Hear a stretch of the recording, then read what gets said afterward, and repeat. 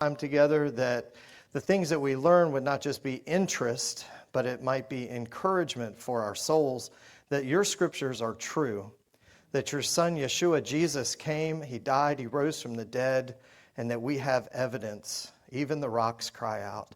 And so we thank you for your faithfulness and all that you do in our lives, and we pray your blessing on this, that it would be a blessing to your name this evening, and that everyone leave here encouraged in their walk with you. B'Shem Yeshua, amen. All right, brother. Thank you, brother.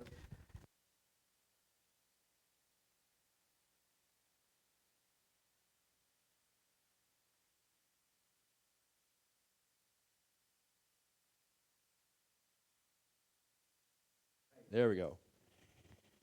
Yeah, as I said, I just moved from Texas. Actually, I wasn't in Texas, I was in Chicago. So you can't get two more extreme weather phenomena than Chicago and Texas. And yeah, when I left Texas a couple of days ago, it was 143 degrees.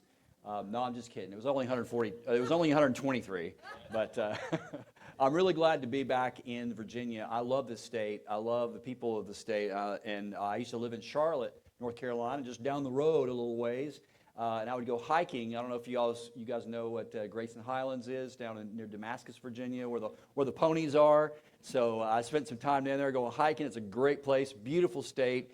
And being in Texas, and I love Texas, don't get me wrong, but I'm partial to the mountains, and I love the mountains here, and I feel at home. So I'm just so glad to be here. But I'm really excited to share with you guys tonight some really amazing stuff on archaeology. And he reached out, and when he found out I was going to be speaking at Shenandoah Baptist, he said, hey, could you come? And I would be glad to. I actually do a lot of work with Messianic Jewish organizations. As Carl said, I actually spoke at the MJA conference at the yeshiva, and I'm also currently now teaching online classes with an organization called the Cobb Institute for Judaic Christian Studies and Biblical Research. And you can take our classes online, so I can give you the link afterwards, and you can let me know if you'd like to take some courses. We got a class coming up this fall. Actually, this summer we have a summer class, and we have a fall class as well. But tonight we have a lot of information to share. But what he asked me to do is just kind of give a sort of an overview of some of the best evidences for the Old Testament. And there's a lot, actually, and we don't have time to go over all of it. But I got some really exciting things to share. I pulled this presentation up, so if you'll bear with me, there's some things on it that I'll have to kind of walk through, some kind of, I don't want to say boring stuff, but the first thing I want to talk about tonight in our time together is an event that skeptics deny. They basically say, skeptical archaeologists and scholars say that this never happened. And this is just part of a bigger skepticism toward the entire Old Testament. They say that, in fact, they deny the Bible's account of Old Testament Israel. But let me just share with you guys tonight, those of you who love Israel and who love the people of Israel and are Jewish and are grafted into the Jewish branch, through Abraham as believing in the Messiah, Yeshua, the Messiah. There is incredible evidence, and it's an exciting time to be alive if you are a believer in the Word of God. I've got some really, really cool things to share. As I was sharing this morning with the Shenandoah Baptist folks, we live in a really weird time because now we are in this moment of sort of transition, and we're just now getting in the very beginnings of it. And what I'm talking about is AI, artificial intelligence. And why do I bring that up?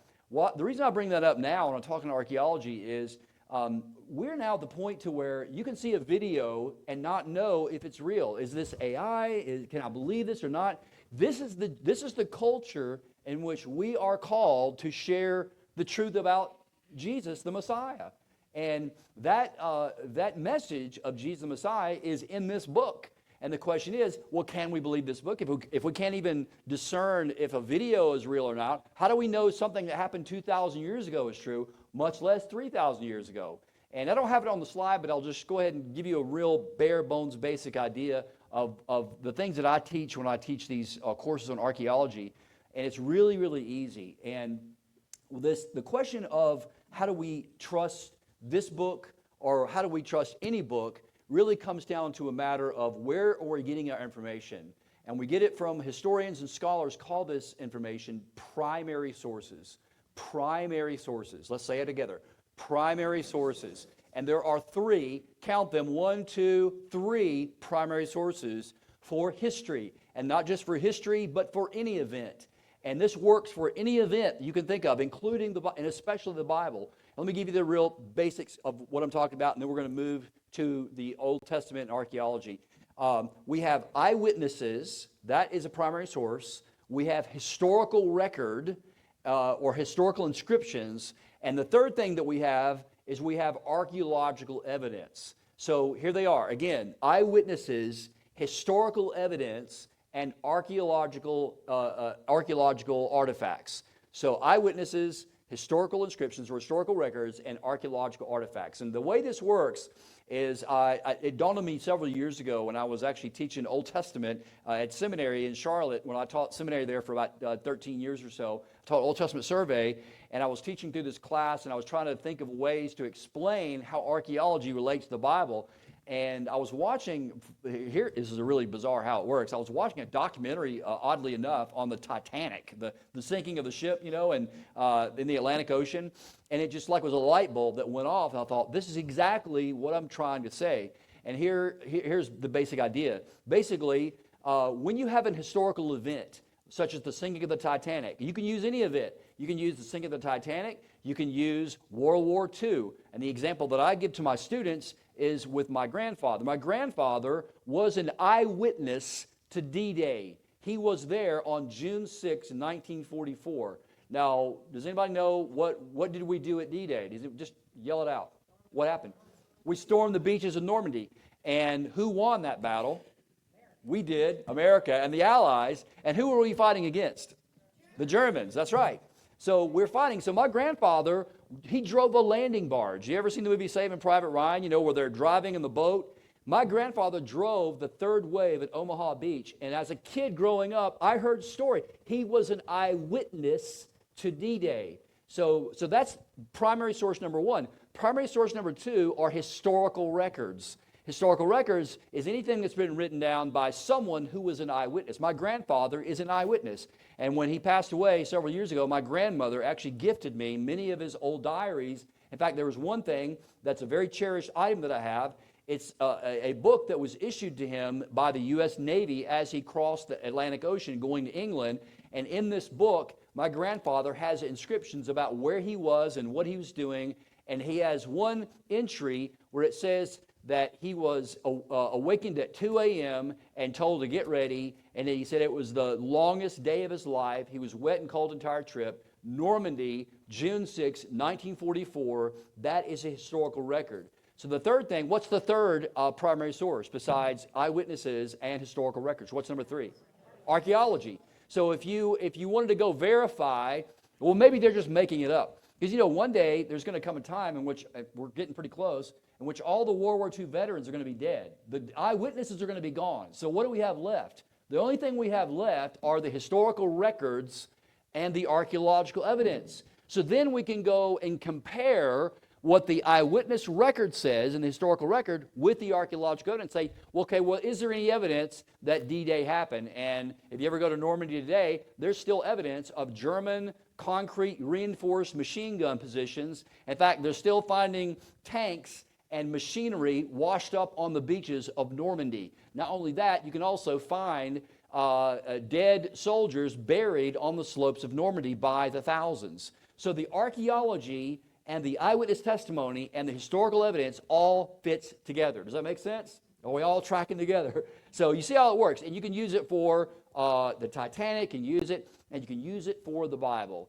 This morning, as I was sharing with the church family there in Shenandoah, I was sharing with them that the New Testament, in several occasions, claims to be written by eyewitnesses. Peter says, we were eyewitnesses of his majesty. We saw him rise from the dead. We didn't just make it up. We were eyewitnesses.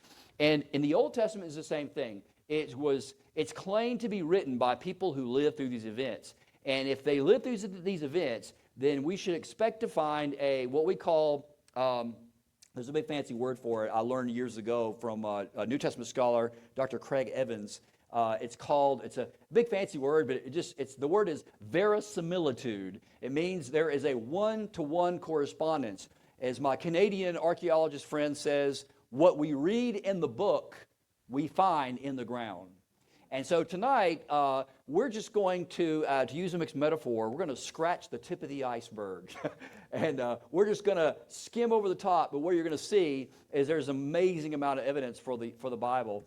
And we're going to look at the conquest of Canaan. The conquest of Canaan. Was there a conquest? Because when you think about it, this congregation, Hope of Israel, as well as many other Messianic congregations, we believe that Yeshua, Jesus, is Joshua. And was there really a person named Joshua? Was there a conquest? Is this something that was made up? You know, remember, some of you went to school or Sunday school growing up, you remember singing the song, Joshua marched around the walls of Jericho and the walls came tumbling down. That's all fun and great, but when it comes down to it, did this actually happen? Do we have evidence that is this just a story that was made up, or do we have any evidence of this? So when you really look at the scholarship on this, there's either one of two extremes. Either you completely deny it and you say it never happened, or you say, no, there is evidence of this, but you have to look in the right time frame. So let's look at the three phases of the conquest according to the Bible. According to the Bible in Joshua 2 through 8, the three stages was that the Israelites were going to gain a foothold in the hill country and capture a city called Jericho, and the second city is Ai.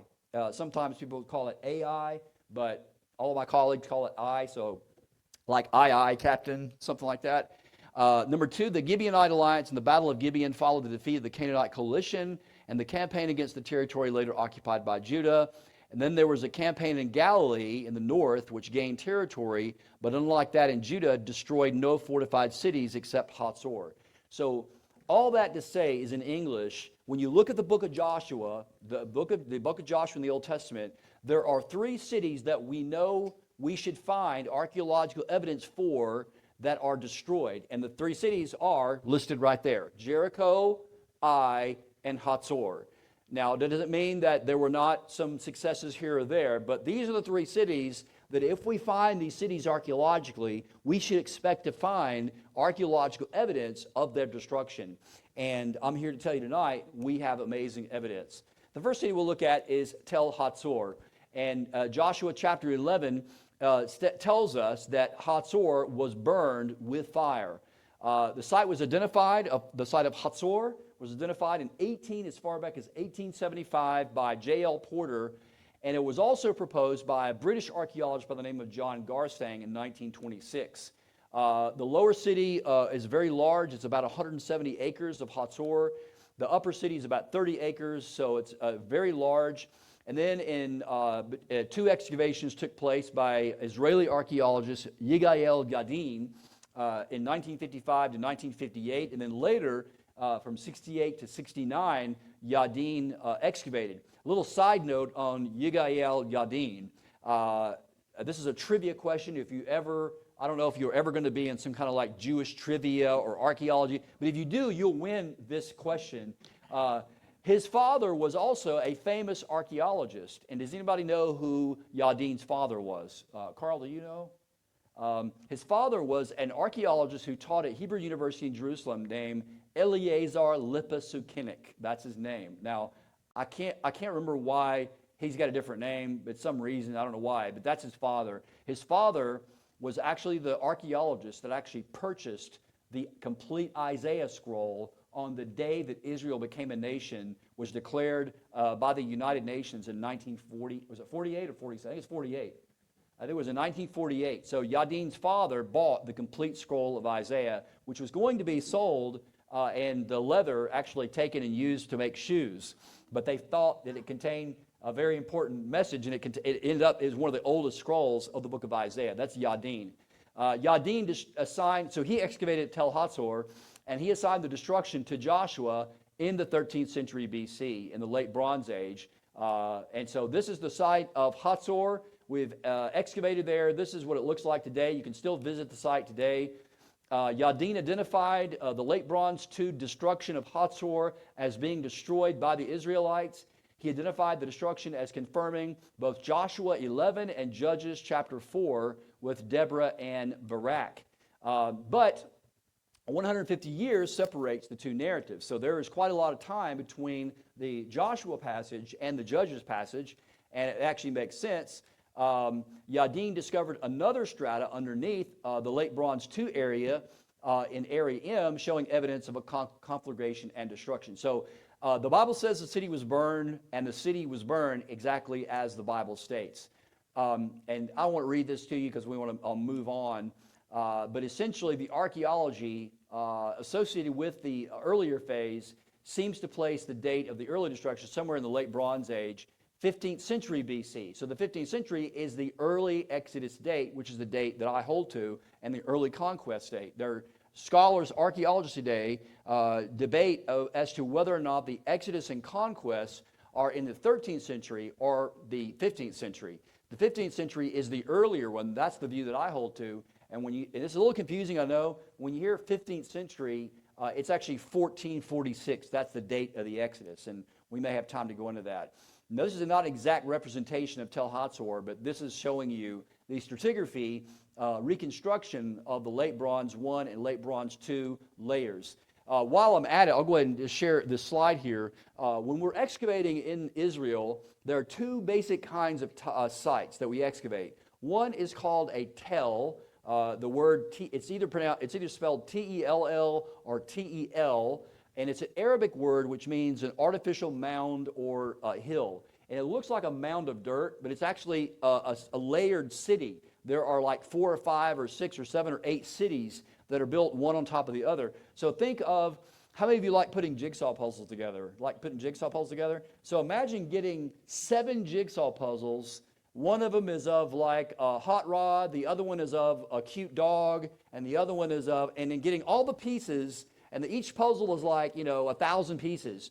Throw all the puzzle pieces together and jumble them up, and then you got to take it all apart and separate it. Okay, this goes here, that goes there, and that's basically what archaeology is. It's very seldom, I know that sounds extreme, but it's kind of true. It's very seldom very even, because these layers, they get jumbled up over time, and sometimes people from the later period will incorporate, just like today. Like today, if you can go to an old neighborhood and they can get an old house and rework the old house. Well, they did that in the ancient world as well. And over time, this builds up over time, and this process is called, the process of untangling all the pottery is called tell stratigraphy, or you're describing the different layers of the tell. And so one of the interesting discoveries that was made in Amarna in Egypt, this was a remarkable place. Amarna was the capital of a pharaoh by the name of Akhenaten, or Amenhotep IV. And he was considered the heretic king, but he mentions these people called the Habiru, and they are, many people believe that they are very likely the Hebrews.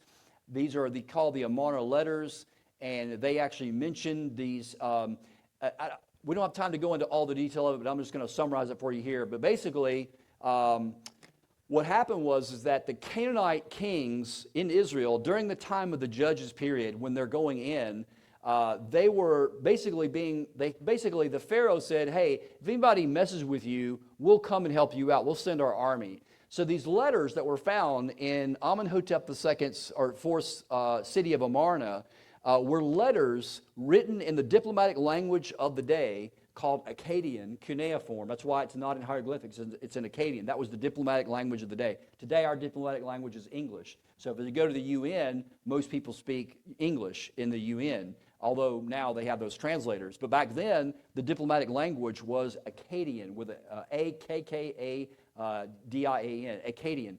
And so this Akkadian, these Canaanite kings were calling for the help of this Egyptian pharaoh because they were being, get this, overrun by these Habiru. These Habiru were coming into the land and taking their land. And hey, you got to send help. And he's like, hey, I got my own problems. In fact, he never does answer them.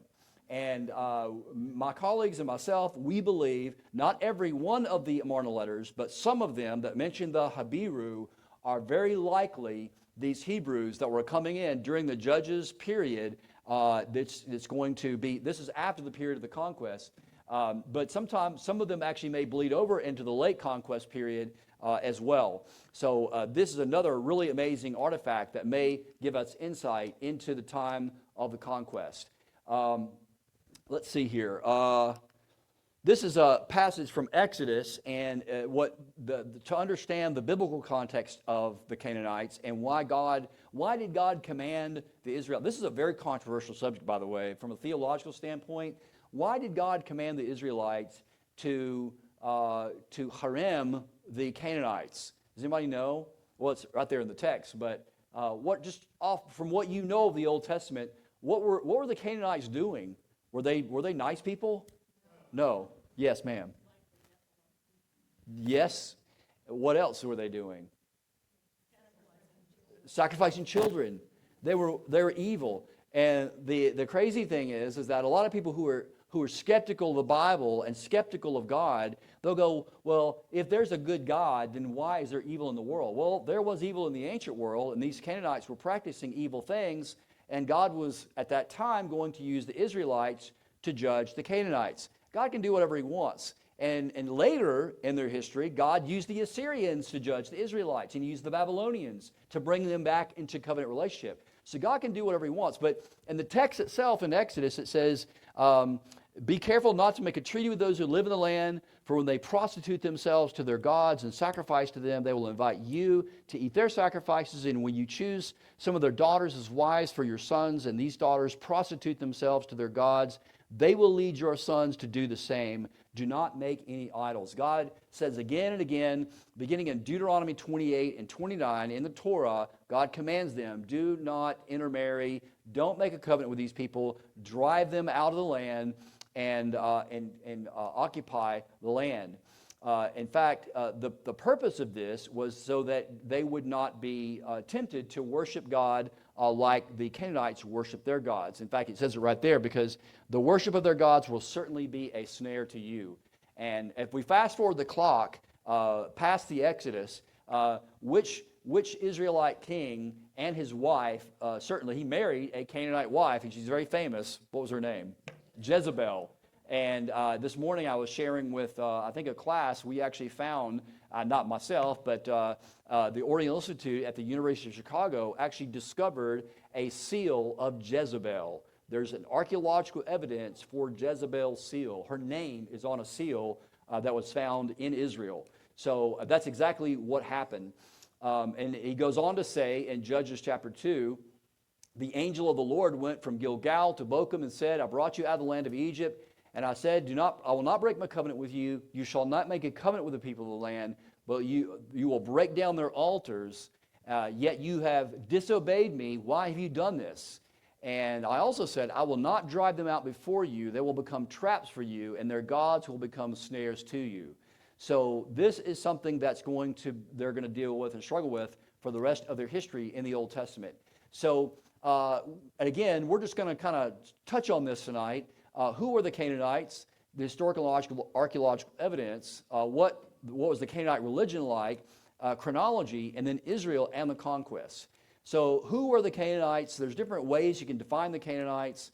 This is an important question because even today, I learned this the hard way. A couple of years ago on my website, Epic Archaeology, I posted what I thought was just sort of an interesting thing about the Canaanites. And I got all kinds of people posting hatred because they were saying that the modern day Palestinians were the Canaanites. I'm like, no, they're not. They're not the Canaanites. I mean, there were Canaanite people, but the modern Palestinian people, they're some nice people. They need Christ. They need the Messiah, just like everybody else. But they're not the Canaanites. And they wanted to equate they wanted to impose the modern political turmoil of what's going on in Gaza with this Canaanite thing. And so there's still a lot of anger that people have about this question. But so that's an important question when you're dealing with looking at evidence for the Canaanites and evidence for Israelite conquest. You have to ask the question, who were the Canaanites? And then you can look at the people. They're either people who lived in Canaan, people who spoke or wrote Canaanite language, Akkadian or its derivatives, a form of language called the Ugaritic or Ugarit from the city of Ugarit. Or people in antiquity identified by other groups as Canaanites, or people who had themselves identified themselves as Canaanites. But let me just go ahead and tell you, that essentially what the Canaanites were, when you think of the word Canaanites, you think of this one group of people that is an umbrella term that really includes a lot of different kind of people. You remember in the Old Testament where it talks about the Amorites and the Perizzites and the Hittites and the termites and all the, all the ites, that is the Canaanites. There's all kinds of different kind of people that are going into the land. And if you look at a map of Israel, it is a corridor between Syria and Anatolia in the north and Iraq and Egypt in the south. So all these people groups sort of land in there. And historically, when Israel was entering in the land, interestingly, it was a period of instability politically because for many years, the land of Israel was controlled by Egypt. Either it was controlled by Egypt in the south or another group called the Mitanni in the north. And so at the time of the conquest, at the time, archaeologically and historically, the time the Israelites are entering into the land is now destabilized. And now there's all these people groups that are vying for power. So in God's providence, the Israelites escape out of Egypt. God delivers them from Egypt. And now they have a chance, if they trust God and do the right thing, they have a chance now to establish themselves in the land if they are to inherit the land by trusting God. So essentially, the Canaanites were all kinds of people. So there are three different theories about the origins of ancient Israel. I don't know, I'm not sure if you know this or not. I know what you believe, but I'm just telling you what secular scholars today think about ancient Israel. And trust me, I know. I have engaged some of them directly. I had a debate one time actually with a guy. It was out of London, but the guy was from the U.S., Bob Price, who was a skeptical scholar. We debated about the historicity of the Exodus. But here are the three major theories about ancient Israel. These are not what I call non-conquest models, because if you don't believe the Bible, in fact, let me see a show. I see some young people in here tonight. How many of you young folks in here tonight are going to go to college? Raise your hand. You slip your hand up. Do you plan on going to college? Yes, awesome, great. Well, if you go to college and you take a class in history, your professors are likely going to tell you that there was no such thing as the ancient Israelites as in the Bible. But they are wrong, because the evidence is that there is evidence for the Israelites. And in fact, the Bible is right, and your professors are going to be wrong if they say that. So I'm just telling you right now. But here are the three different theories. These are called non-conquest models. I'm not going to go into all the scholarly detail on this, but all three of these models have a name, and they kind of break down into different theories. But what they mean down in English is that basically there really was no conquest. What happens is that the Canaanites who were living in the land of Israel at the time of when we think Joshua was alive, they began to identify themselves as Israelites. And they said, okay, well, we're just going to worship God. We're going to worship this God called Yahweh. We're going to break off from our Canaanite brothers. And so they would basically claim that they are really not Israelites. There was no conquest. There was no Joshua. There was no Exodus. That is the predominant view today among modern scholars. And most universities do not hold to a historical conquest or a historical Exodus.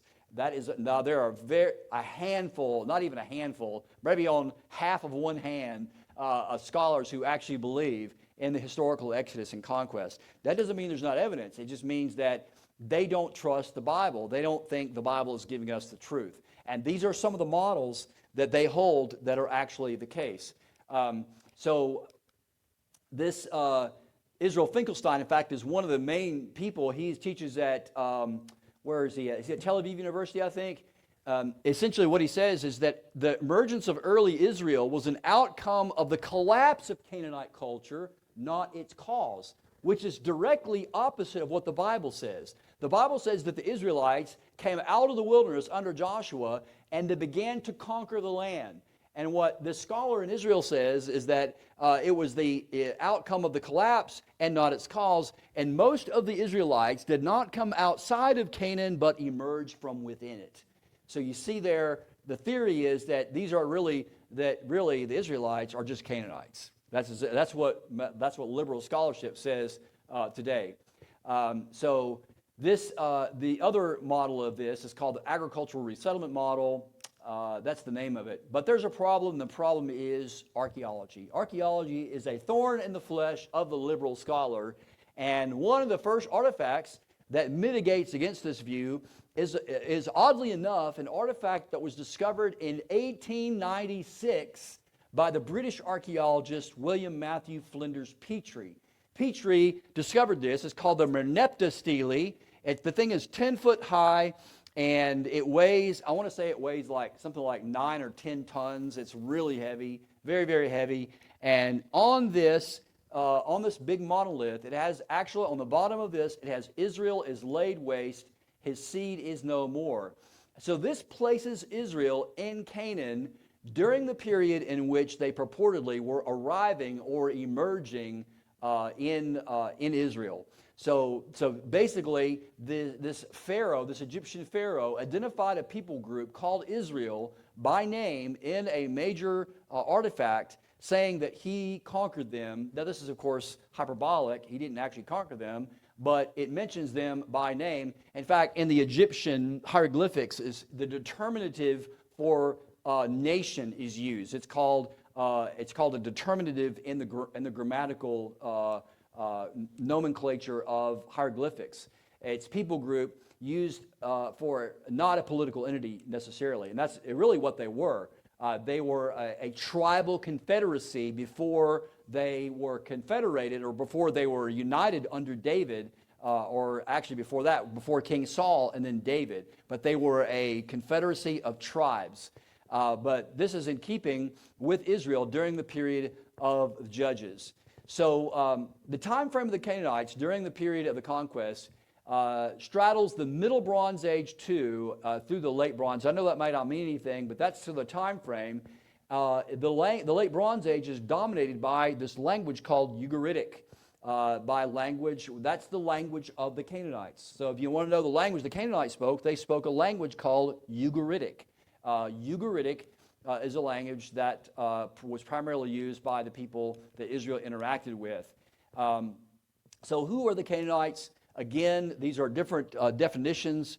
You can have a geographical description. You can have people who spoke or write Canaanite language, or people in antiquity identified as by other. This is a big question. The question of who you think the question of who the Israelites were is important. Well, for people living in Israel today, who the Palestinians, they think that they are the Canaanites. This is their descendants. So they take this personally, that what we're talking about tonight, they would take this very personally and say, oh, you're talking about my ancestors. That wasn't your ancestors. These are people that are extinct. These are extinct people groups. In fact, one of the Canaanite groups actually came from the Mediterranean, from Crete. They were actually more Greek than they were Middle Eastern. This is a quote here from I think this is Anson Rainey here, and the Bible actually defines who the Canaanites were. These are the people who lived where modern day Israel is today. And I'm not going to belabor the point there, but this is this map here, the Levant. You can see this is the area, what we call modern-day Israel, and the Transjordan across the Jordan River over into Jordan. We call that, the bigger area is called the Levant. It's a French word. It just means the strip of land going along the seacoast there in the Mediterranean. This is the area where the Canaanites settled. One of the earliest groups that we've positively identified is a group called the Philistines that interacted with ancient Egypt. The Egyptians called them the Peliset, and these are called the Sea Peoples. The Sea Peoples actually engaged. There were several different influxes of Sea Peoples. They first engaged Ramses III, and this is his engagement of them called the Battle of the Nile, in which he sort of drove them away, but they came back, and they kept coming back in waves, and they settled along the seacoast.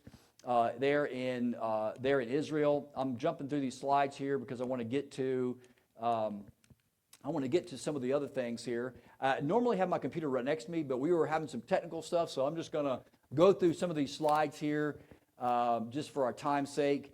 One thing I will tell you, and again, all of this that I'm saying right now, what we're about to talk about now, matches exactly what the Bible says. It describes a people called the Canaanite people. Well, in 1929, in the Syrian coast, a farmer actually found this site, and then it was excavated later by the French. And it's called Ras Shamra. It's in Syria, and today Syria is a war zone.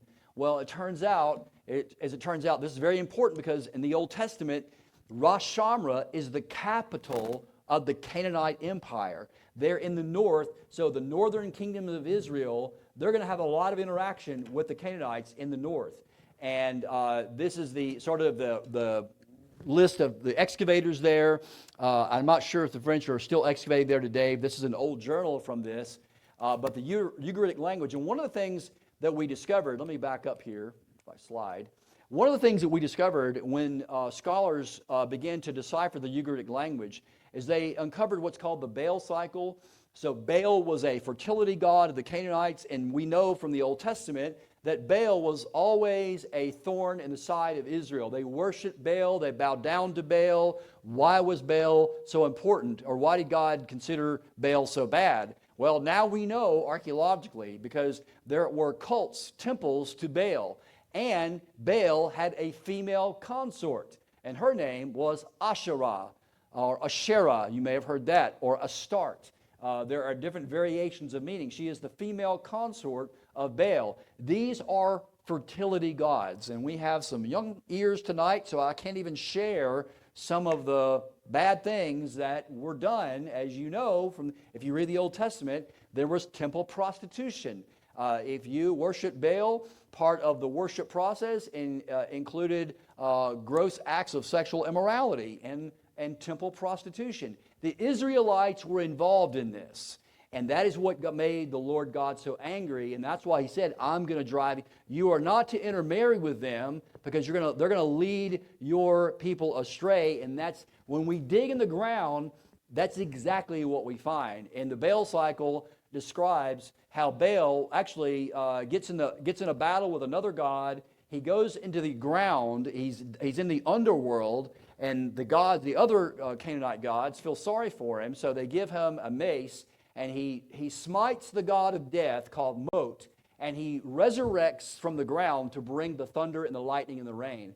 And you remember the episode, in I think it was in Kings, where Elijah confronts the prophets of Baal? And remember that episode where they had 400 prophets of Baal and 400 prophets of Asherah, and basically Elijah said, make a big sacrificial pit here and cover it with wood. You pray to Baal, and the true God will answer by fire. You claim that Baal is the one who's the true God. And so they begin to cry out, and they cried out, and they're performing all these ritual acts, and Baal doesn't show up. And then Elijah starts to mock them and says, maybe he's in the toilet, and they start to, and then Elijah steps forward, he prays, and the true God answered by fire. The fire fell, consumed the sacrifice, and consumed even the water that was poured on it in the pit. So this insight from archaeology really confirms what we see in Scripture. And this is the chronology here of the Ugaritic text. There is the site of Minit El Beta there in Syria. It's an old picture. There's a site of Ras Shamra today. I'm not sure how much of it still exists. But this is the floor plan, an early floor plan of the site of Ugarit. And there is what it looks like, at least 10 or 20 years ago, there are sheep grazing in the capital of the Canaanite city-state of Ugarit. And they also discovered a temple of Baal, which I think is right there. That's the temple of Baal. And the other thing with his female consort was Asherah. There's Baal here. This was in the Louvre in Paris. There's another one in Chicago. I'm not sure if I've got it. But maybe a different slide. But the Ugaritic language is very important, and some scholars thought that Hebrew, because they don't believe in an Exodus, they thought that Hebrew actually came from the Ugaritic language, because obviously the Israelites, there were no conquests, so it must have been some derivative of Ugaritic.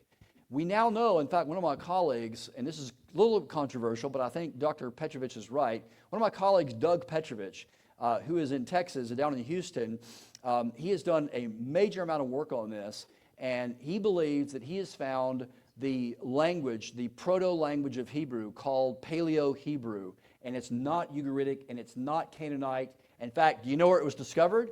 And after we do our second session, I'll show you some pictures of this. It was discovered in Egypt, in these turquoise mines in the Sinai Peninsula. It has elements of hieroglyphics, and it has elements of Hebrew. So it is a language. In fact, Doug believes that either Joseph or one of his brothers developed this language and communicated the truth. And so Moses could have written the Old Testament in the language of Proto-Hebrew, and it's there. There's a whole book on it. I can tell you about that later. But it's not Ugaritic. The Israelites did not come from the Canaanites. They came from the Exodus, and the Scripture is true. And so these languages are very important. The generic Canaanite word for God is Elum, which later became El. So El is a word that the Israelites sometimes used for God, but they didn't, of course, mean the same thing that the Canaanites did. And then here is, of course, a listing of the Canaanite gods: Baal, the god of thunder and lightning; Yam, the god of the sea, which there is some crossover words. The Hebrew word Yam, Yam-suf, is sea. And you have El, the patriarchal deity, and his spouse, Asherah, or Astarte. And then the god of technology or craft, Carthara Casus, I think, Mot, the god of death, and Anat, who is the sister of Baal. And there are many others. This one was discovered at Tel Megiddo, a little gold statue of El. And when I was in Chicago there for the past 8 years, I actually led trips, learning trips, for churches and many seminaries, Bible colleges. I've led many trips there. It's one of the greatest archaeological. If you ever go to Chicago, go to the Oriental Institute. It's called ISAC Museum, but it's on the campus of the University of Chicago. It's right down off Lakeshore Drive near the Science and Industry Museum, and it's in a safe area of Chicago. Trust me, I live there, I know. And you can go there for free, and you can see biblical artifacts. And this is this Canaanite statue of Baal found at Megiddo. And Megiddo is an Israelite site. So we know the Israelites worshipped these Canaanite gods. This one is also at Chicago. This is also Baal. And you remember when I was saying that Baal, he had a hammer and he was going to smite the god of death. This is a little statue of Baal. He looks like a pharaoh, but it's actually Baal himself. And then you have Asherah. Hebrew means happy or upright, and she is a fertility goddess. She is the consort of Baal. And so there's some questions as to whether or not Asherah, was she a goddess, or was it a holy place, or a sacred tree, or a sacred pole, or a grove of trees? Well, it's a little bit of all of that. And the reason why I say that is depending on where you are. So in Israel, during the time of the conquest and the judges period, Canaanites worshiped these gods in their own different ways. And you may have heard the term Asherah pole, the Asherah pole. Well, the reason why it's connected to a pole or a wooden tree is that Asherah is a female fertility, and trees are fertile. So there's some weird connection between trees and some of the artifacts that we find connected to Asherah. And these are the detestable practices that God commanded the Israelites to stay away from. And yet they did. They worshipped these things. In fact, this is some of the artifacts that were discovered. This is the Lion Lady, the Egyptian Astarte. This is from the tomb of Tutmosis III. There's this sort of imagery here of a man nursing on a tree. So there's some connection between fertility and trees. And then there's a tree there.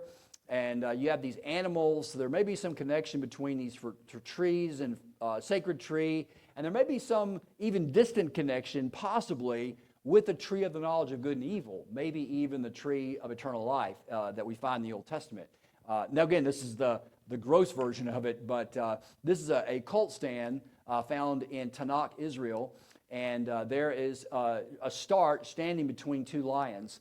And these are little amulets, necklaces that were found at Ugarit in Syria, showing Astarte with imagery of a tree in her female area.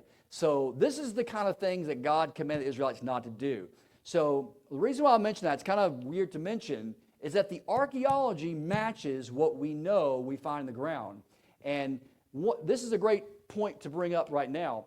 Because, when we think about archaeology, we think about it as just, have we found this? Have we found that? Have we found now? And we're going to talk about tonight some things we found. We're going to talk about more actual direct artifacts. But one of the aspects of archaeology is it can help us to understand the historical context of the Bible. So now when you read about Asherah and Baal, you know there's evidence that these things existed and that they were pagan and that they were gross and that they represented pagan ideas. And the Israelites worship, we find these artifacts in Israelite sites. And this is what God commanded them not to do. So this is the whole Baal prophets and Asherah. Here's the fertility figurines found in Jerusalem. These are found in Jerusalem. And by the time of the 8th century BC, by the time of King Hezekiah, and even by the time of Jeremiah, remember Jeremiah the prophet? Let me just ask you a general knowledge question of the Old Testament to kind of put you on the spot here. When Ahaz and Hezekiah were ministering, and Isaiah was ministering in Jerusalem, and Jeremiah, were the Israelites of Jerusalem properly worshiping the Lord? No, they were not. They were worshiping what? These fertility gods. And Jeremiah says, they have no life in them. They're created by man's hands. These affirm what Jeremiah is saying, and they're found in the time of Jeremiah, in the time of Isaiah, in the 7th century, in the 8th century BC. We find in Jerusalem people worshiping Canaanite fertility gods in the capital of the Judean kingdom there in Jerusalem. So the archaeology matches. And one of these was actually discovered down in the Sinai, in the desert, and it's called the Pithos at Kuntalit Arjud. And again, it's sort of a gross picture showing Yahweh and his Asherah. And why do I show this? Why is that important? Because the problem with the Israelites during the Judges period and during the period leading up to when they were taken off into captivity was that it wasn't just that they were worshiping idols. That's bad enough. But they were connecting Yahweh to these other pagan gods. They were putting him on the same level as these pagan gods. And this is an archaeological artifact showing this is Yahweh and his Asherah. So they were putting Yahweh on the same level as Baal and saying he has an Asherah. Well, if Baal can have an Asherah, then so can Yahweh. And I have an article on this on my website. If you go to epicarchaeology.org, the article is, did God have a wife? And the question is, yes, but not that wife. His wife was Israel. He married them, and they might have run from him, but he's not going to run from him. He's going to keep his word. Remember the Gomer, Hosea the prophet? That's more of the imagery, is that God is going to keep his covenant with his people, Israel. And so the imagery here and the archaeology match exactly what we find. And again, I'm going to go through some of these things here just for time's sake, and then we're going to jump into some actual conquest stuff. Chronology of the conquest. I'm just going to jump here. So when we're going to talk for a few more minutes, and then I want to open it up for a couple of questions, and then we're going to take a quick break, and then when we come back from the break, we're going to dive into the conquest cities. Before we do that, though, let me set up a couple of quick things. So one of the big issues when it comes to finding in the ground in Israel and knowing, okay, the Bible tells us in the book of Joshua that Joshua destroyed the city of Jericho, destroyed the city of Ai, and destroyed the city of Hatzor. That's what the Bible says, okay? Now, we believe that. I mean, raise your hand if you believe that. Yes, we all believe it true. But can anybody really prove that? Can you show that actually happened? I mean, we believe that by faith. And so the question is, where do you even begin to research that question? That is the world I live in. I live in that world trying to answer these questions. How do we answer the question of this? And so one of the key issues in identifying sites like Jericho, sites like Ai, and sites like Hatzor is, when did they exist? So this thing is called chronology. Chronology is, when did something happen? So we generally know when it happened, and if we have the right time, we may be actually able to find it. So chronology is dating biblical events to their proper time. And it is an event, it is a source of much debate today. There's a lot of debate about when, especially with the Exodus. Some scholars hold to the early Exodus, that's me. Some scholars hold to the late Exodus. And whatever view you hold, if you are a Christian scholar, Christian archaeologist, we debate amongst ourselves, was the Exodus early or was it late? And I'm going to go ahead and tell you now, I'm going to put my cards on the table and tell you, I hold to the early date of the Exodus. So 15th century BC, 1446. If there was an Exodus in 1446, then we should expect to find a 40-year wilderness wandering, and then we should expect to find Israel in the land at around the year 1406 BC, thereabouts. So if we could find Jericho, then we could go look at Jericho and the archaeology to see, is there a conquest at Jericho in 1406 BC? Yes, there is. And the other question is, the second city was Ai, sometimes it's called, and we have found that city as well. There's a little bit of debate about it, not much, but there's some scholars, there's a couple of scholars who think there may be another candidate for Ai, but our team excavated there for about 15 years, and I think the weight of evidence points to our site as being the site of Ai. All the archaeology matches it, which we're going to talk about here in a minute. And the third city is the city of Hatzor. And we believe that we have found evidence of all these cities. So the issue is chronology, very, very important. Again, these different models about how Israel entered the land, these are non-conquest models. In fact, today, I was mentioning Israel Finkelstein. His view that there wasn't a conquest is the major view today. In fact, William Deaver, a very famous American archaeologist, has gone so far in his praise of Finkelstein as to claim that his conclusions are rapidly becoming a consensus. Not for me and not with conservatives, because we believe the Bible is giving us the truth. The Bible is giving us the accurate information about the conquest. That's what James Hoffmeyer says in his book, Israel in Egypt. So what are the options? Let me give you the options, and then we're going to unpack this after the break. There is the 13th century Exodus date that places the Exodus sometime during the reign of a pharaoh by the name of Ramses II. You ever seen the movie The Exodus with Charlton Heston? That is the Exodus. That was the consensus of scholars in the 1940s when Cecil B. DeMille made the movie The Ten Commandments with Charlton Heston, Ramses II, played by Yul Brynner. So let it be written, so let it be done. Remember that? Great movie. I love the movie, but I don't think it was Ramses II. And I'll tell you why here in a minute. So if there was an Exodus in the 13th century, there should be a conquest beginning in about 1220 to 1230 BC in Israel. And remember the three cities, Jericho, Ai, and Hatzor. And so the question is, do we have evidence of the destruction of those three cities in the 13th century BC? We'll look at that here in a minute. The other option is the early date called the 15th century Exodus date. That date was arrived at in a couple of different ways. 1446. Where do we get that number? Do we just make it up? Well, no, we didn't make it up. It actually comes from the Bible itself. You can jot down or write down a verse. 1 Kings chapter 6, verse 1.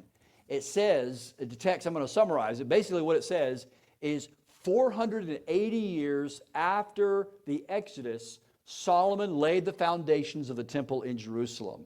So if you look at that date and the date of Solomon laying the temple foundation in Jerusalem, as we know, David couldn't do it. David wanted to do it, but God wasn't going to allow him to. So he said, Solomon, you can build my temple. So, and that date is in fact, this is rare do you have archaeologists agree on a date, but most archaeologists agree that Solomon began building the temple in about 966, 967 BC. So if you take that year, 480, literally, and there's no reason not to, then you reverse the clock back and you have the year 1446 BC. And that places the Exodus sometime during the reign of Amenhotep II or Tutmosis III, which I'll unpack here in a moment. And so if that is the Exodus date, then the conquest should be in about 1406 BC. And all three cities have been identified. Jericho's been identified, Ai's been identified, and Hatzor's been identified. And we have evidence of those cities. So the general flow of events is this. I love this quote here from Hoffmeyer. Although we don't agree on the Exodus, he's a late date guy. I'm an early date guy. But he says, because the Bible, the link in the Bible makes these events, the Exodus and Joshua materials are inseparable. Consequently, the events described in both books stand or fall or rise or fall together. So you don't think of it that way, but from an archaeological standpoint, if you're going to look for the conquest, you have to look for when is the Exodus. That's a key in establishing the date of the conquest. Well, when was the Exodus? Because when you find the Exodus date, you should find the conquest date. Does that make sense? Hopefully it's not as clear as mud. Hopefully it's clearer than mud. But in any case, they are connected. They're connected dates of the Exodus and the conquest. So again, according to 1 Kings chapter 6, verse 1, the Exodus occurred 480 years prior to the laying of the foundations of Solomon's temple. And this date, in fact, it says it right here, and it came to pass in the 480th year after the children of Israel had come out of the land of Egypt, in the 4th year of Solomon's reign over Israel, in the month of Ziv, which is the 2nd month, that he began to build the house of the Lord. Some people have wanted to round off this number and say, well, this is symbolic.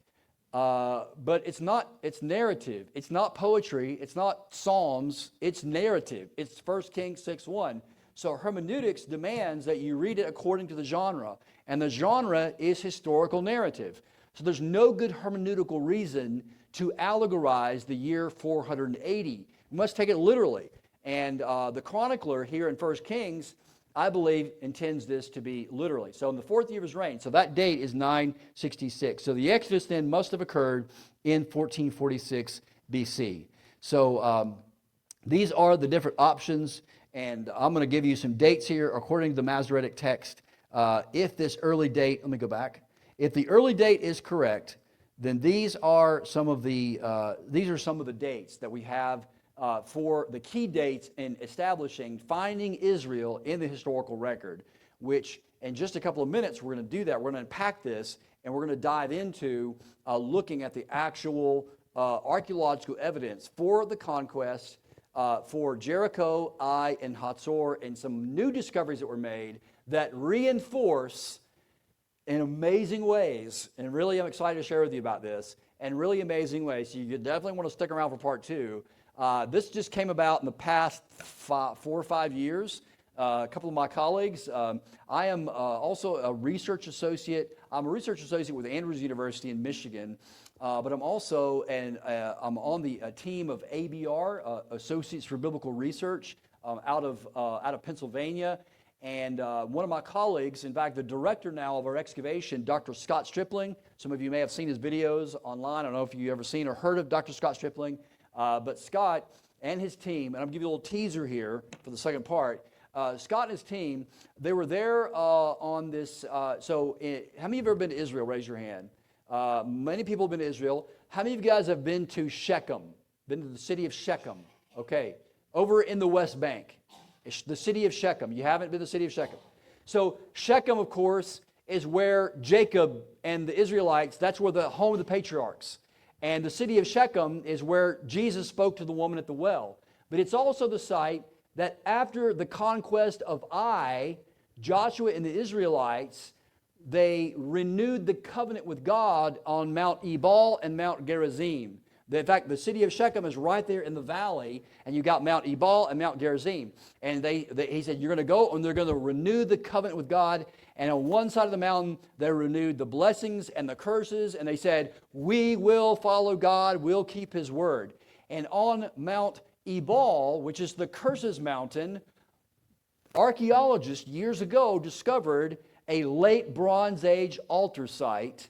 And the archaeologist that excavated the altar site, his name is Adam Zertal. And the dating of the altar, guess where it dates? The time of Joshua, 1446 to 1400s BC, during the time of the conquest. So that site was excavated. Under that altar site, they found an even older altar site, and so all of that. So we call it excavation matrix. So when you're going to a site to excavate in Israel, if you've ever been on an excavation, you'll know this, but we really take the first 2 days to get the site prepared to excavate. So we remove a lot of rocks and a lot of debris to get down to the actual artifacts.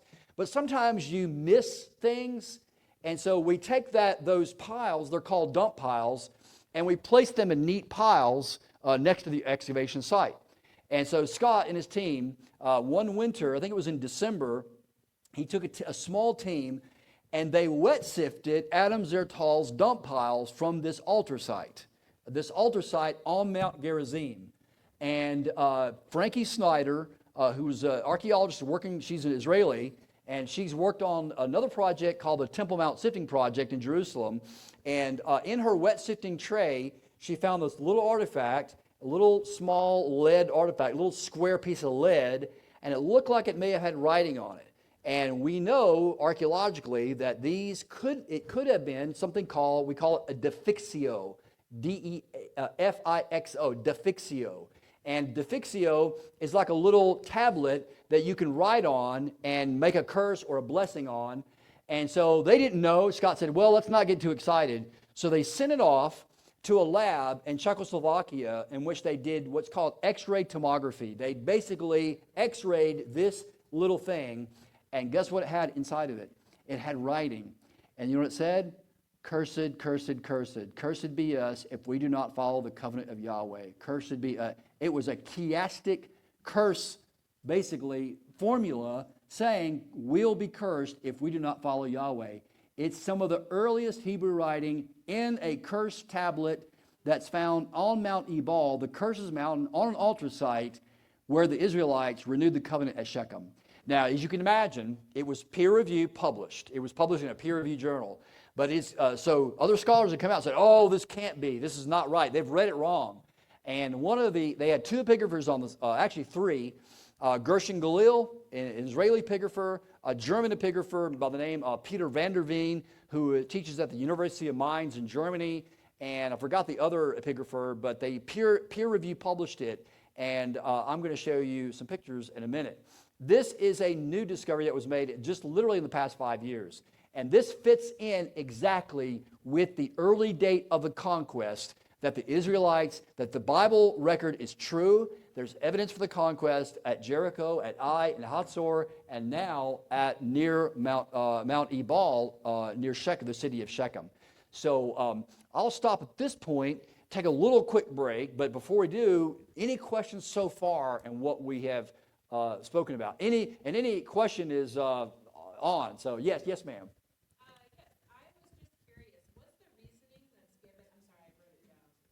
No. Reasoning given by liberal scholars as to why the Canaanites would suddenly decide to follow this new God, Yahweh, and just walk away from the Canaanite?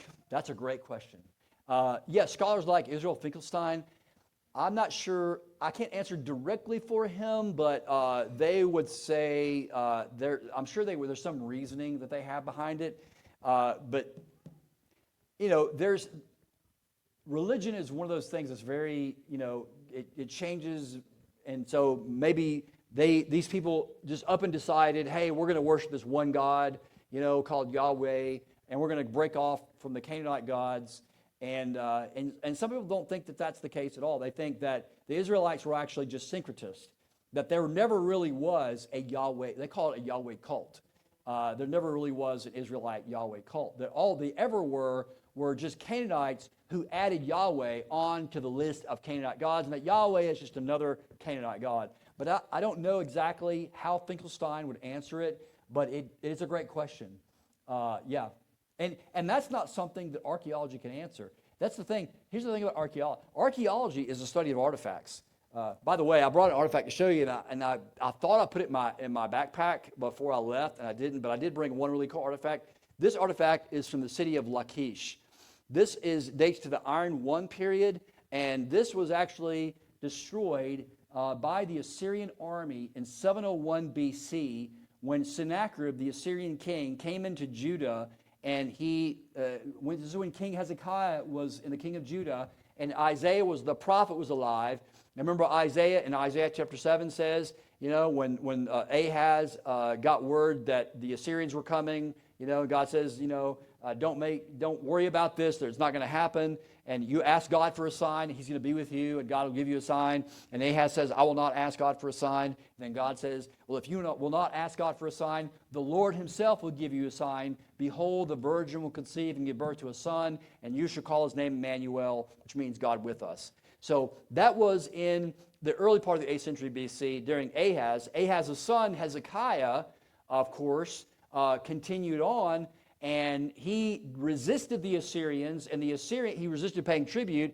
The Assyrians then came in, and they destroyed the city of Lachish, and they had him surrounded in Jerusalem in the 8th century BC. So this is destroyed at Lachish, and this is destroyed so this is direct archaeological evidence of the truth of that event in the Bible. This is proof that the Bible's true.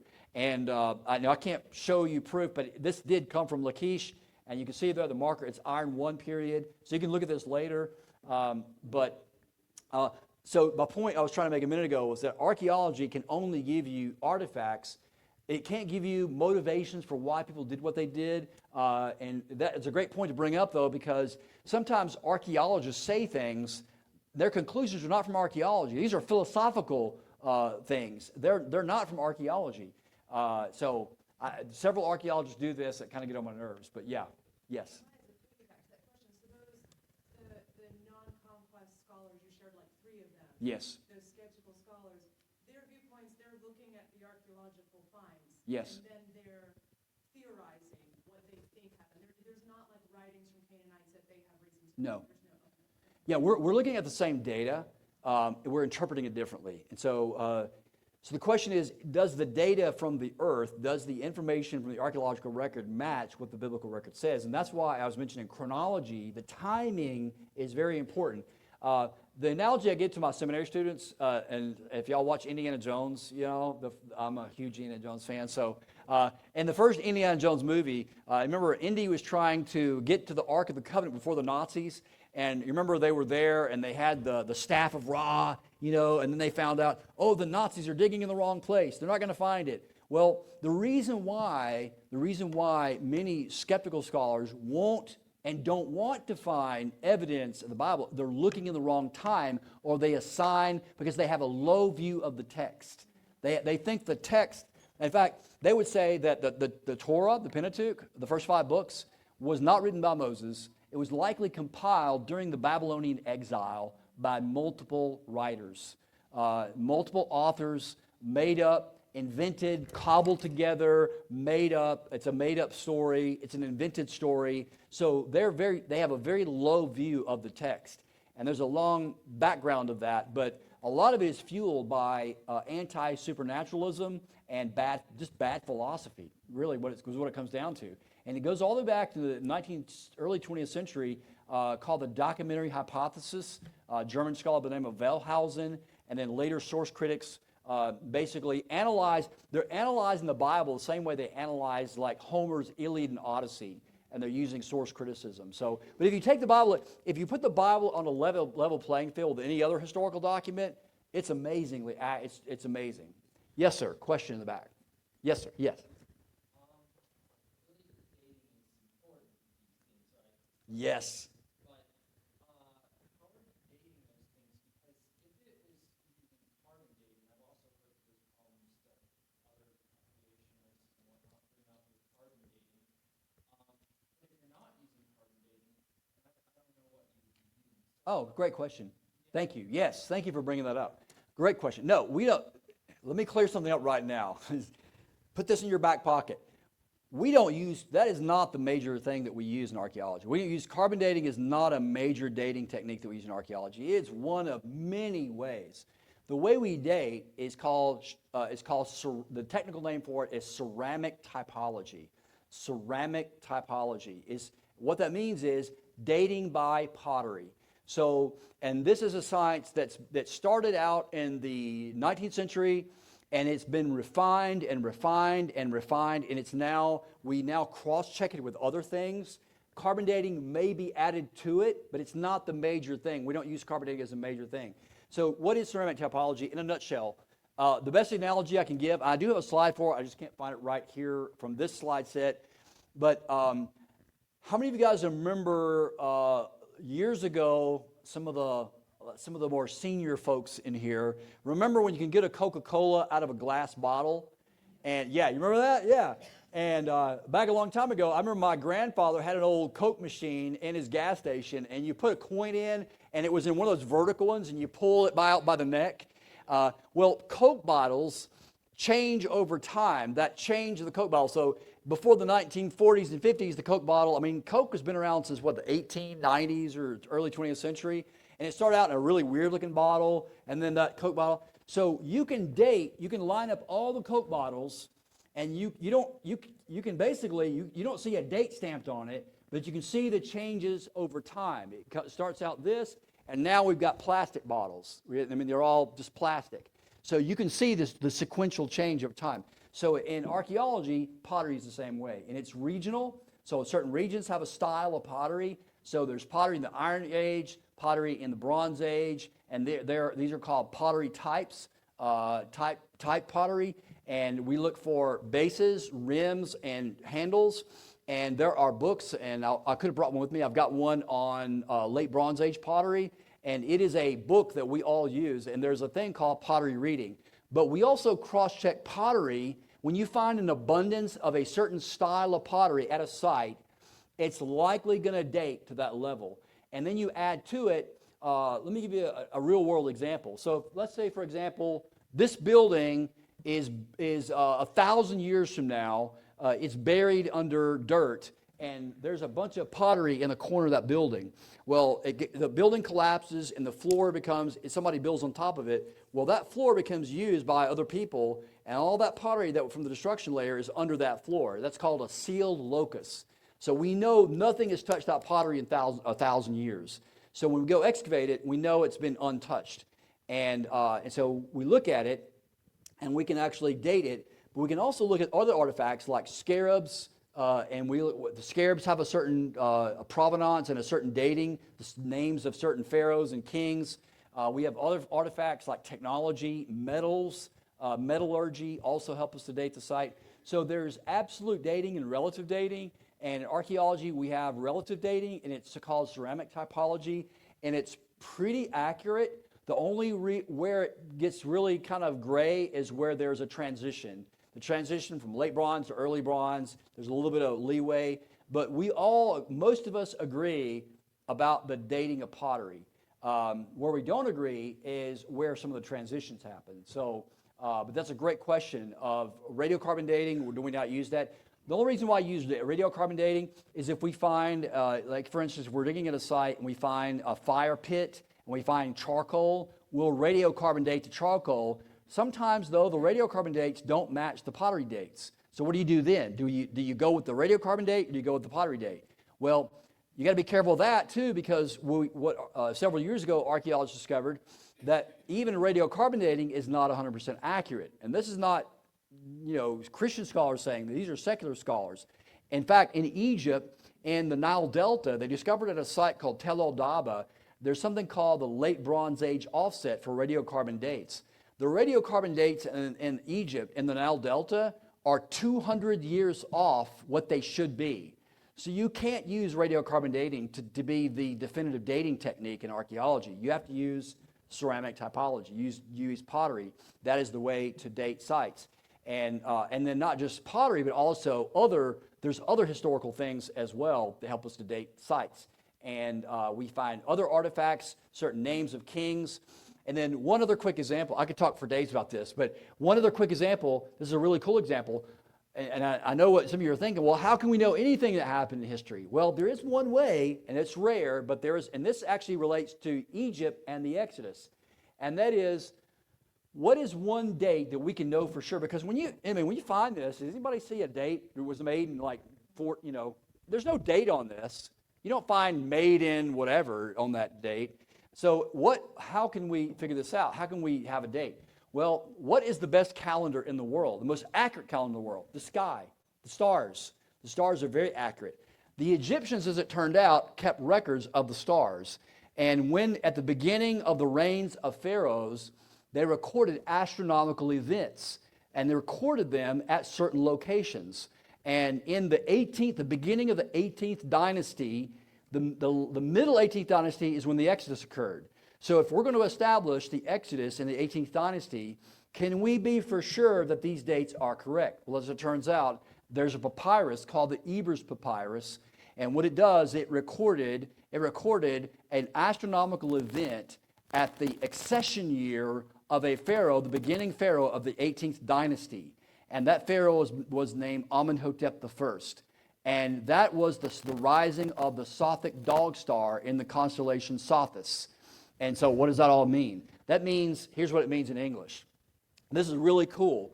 You can actually get an astronomy software program, and you can type in a date. You can type in any date.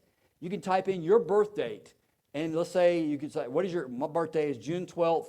I won't tell you the year.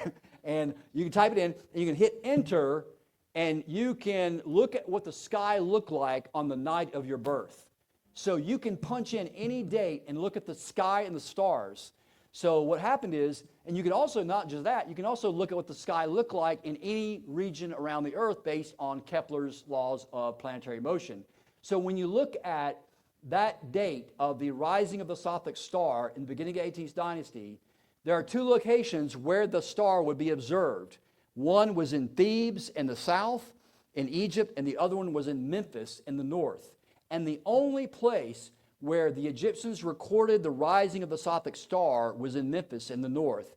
And when you do that, you have an absolute date. You can date it to absolute precision.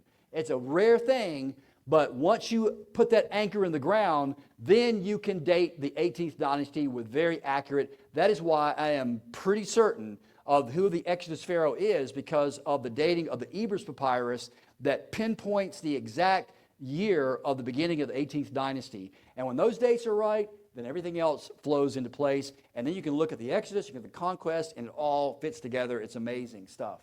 Yes, one last question. We'll take a break. I have a picture that I will show you. It's really cool. It's like a little, I'll tell you the best way to describe it. How many fishermen in here? Any fishermen? You guys fish? Any guy? All right, those of you who are fishermen, y'all know what a lead weight is? You know the little lead weights? Well, imagine, here's the best way I can describe what a defixio is. Imagine getting a really large lead weight, putting it on the concrete, on the ground, getting a hammer and smashing, bang, bang, and you flatten it out. Well, you flatten it out, and you get a bunch of them, and you put them together, and it comes kind of a flat pancake. Then you get a sharp instrument, you write on it, and then you fold it in half and smash it together. That is what a defixio is. And that's called a lead defixio tablet. So the critics of it say that it actually is not a defixio. It's actually a fishing weight or a net weight or something like that. But there's writing in it, so it's not a fishing weight. It's actually a defixio. So great question. We'll stop, take a quick break. And Carl, would you? Yeah. Yes. I'm going to let him run to get a restroom water break, and we're going to take a 10-minute break. Look, we're going to be back here at 7:37, okay? He's only 37 minutes over on the first half. And I just want to tell you that you can go, if you want to go, leave him alone so he can go to the restroom, and okay? And you're going to want to talk to him, but leave him alone for a minute. He'll be sticking around. He'll stay till midnight. On the blue table back there, we have a little, it's called a pushka or a tzedakah box. Somebody made a gift to pay for him to come as an offering. But if you want to help with the epic archaeology, I don't know, I forgot to ask Ted what would be best for a check or something if they... Okay, Ted Wright, W-R-I-G-H-T. And you can stick it in that pushka. We'll make sure he gets it. It's on that table. And if you want to be added to like our newsletter to make sure you know about these kinds of things, and you're not getting them, there's a little envelope you can kind of add your information. So 8 minutes, all right? We'll be back here. For those that don't know, the restrooms are out the door and to the left. Water fountains out there. There's also a water cooler back there in the left.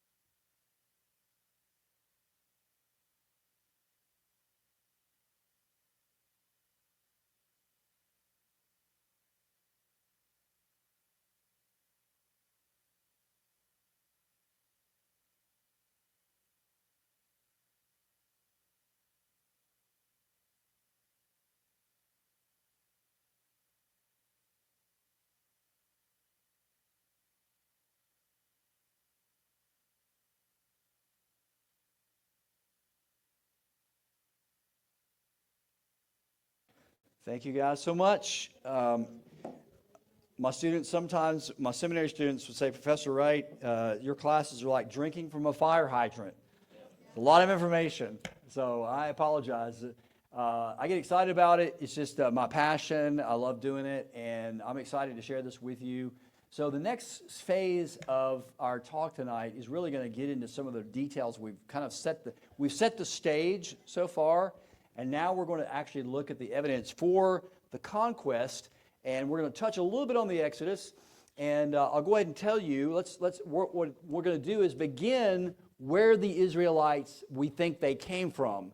Now, this event, and I have a whole different presentation for this, but let me just go ahead and tell you that all the evidence that I have studied points to the Israelites, the majority of the Israelites, when they were in Egypt in the sojourn, were located in a city in the Nile Delta called Avaris. And there's the Nile Delta there, and under that little circle there is the city of Avaris, called Tel El Daba, during the reign of Amenhotep II. And he was a pharaoh of the 18th dynasty. His father was Tutmosis III. And there's a whole background of stuff on this that I could really talk about a lot. But if the Israelites left under them, then we should expect to find the conquest cities destroyed in the late Bronze Age in the 15th century. And so let's look at what the Scripture says about the conquest. We don't read every single passage, but I just want to point your attention. This specific thing, we'll start at about verse 3. If you can see there, jump down a few lines. It says, march around the city. This is God commanding the Israelites to destroy Jericho.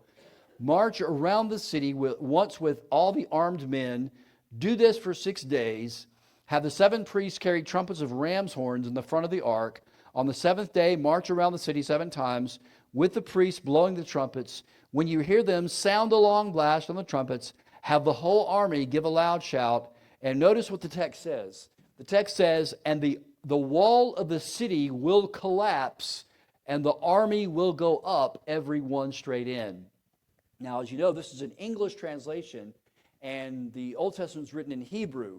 Well, when you read the literal Hebrew translation, and you directly translate the Hebrew words from Hebrew to English, the translation actually says it's very similar, but there's a slight little difference. And the difference is amazing because the archaeology actually matches the original Hebrew. And I'm going to tell you what it says. So in the very last, where the yellow highlighted part, where it says the wall of the city will collapse, the Hebrew says the wall will fall beneath itself. So when the English translators translated that phrase, the wall will fall beneath itself, they just said, oh, well, what they probably mean is that the wall will just collapse. That's kind of what they mean. So, but when a wall falls beneath itself, how can a wall fall beneath itself? I mean, maybe that's a Hebrew idiom that means the wall just fell. You say, well, why are you spending so much time talking about this? Because even in the smallest detail, the archaeology matches what the text actually says. The actual text and what it says, which to me indicates that the text was written by an eyewitness who was there, who saw the wall collapse beneath itself, and wrote the text to tell us what exactly happened. So a minute ago, and someone asked the question, and actually I didn't realize I had these slides in my slide deck. We talked about pottery and how do we date sites. So this is a cross-section of a tell. A tell is an artificial mound of a city built up over time. And the way that we date tells is by pottery typology or ceramic typology. And so the basic idea is pottery styles change over time. And with these changes actually help us to date the different layers in the tell. A minute ago, I mentioned the Coca-Cola bottles, and there is my slide. I thought I didn't have it. And so this is an actual slide of Coca-Cola bottles. And to kind of show you the analogy here is a kind of a good analogy to talk about how pottery styles change over time.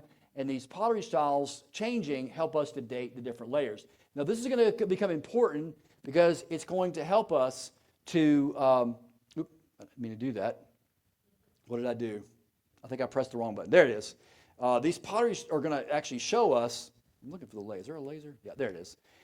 Are going to show us how to date the sites of Jericho, Ai, and Hatzor.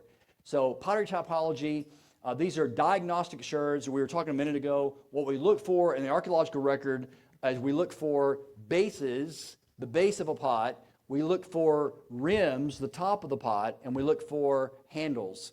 These are called diagnostic sherds. So if you ever go, in fact, right now I'm working on trying to get a trip next year, maybe even the following year, Lord willing, and hopefully we can make it work next year. We're going to do an epic archaeology trip to Israel where we're actually going to join a dig for 2 days, and you're going to get to experience an archaeological dig. So if you'd like to know more about that, I'm going to have a sheet in the back. You can sign up for my newsletter, Epic Archaeology newsletter, and I'll give you information about that. Coming up next summer, we'll have more information as it becomes available. But rims, bases, handles helps us identify the kind of pottery and the date of its usage. The scholar to really do the pioneering work on this was a British scholar by the name of William Matthew Flinders Petrie.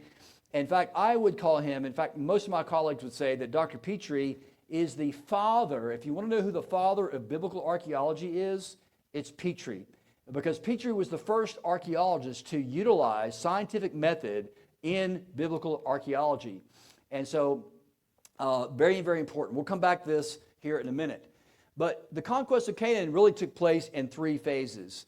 The first phase was Joshua wanted to establish a foothold in the hill country through the capture of Jericho and Ai. And then there was this Gibeonite alliance with and the Battle of Gibeon. And then he had a small campaign in Galilee in which he destroyed the city of Hatzor. So let's talk about Jericho.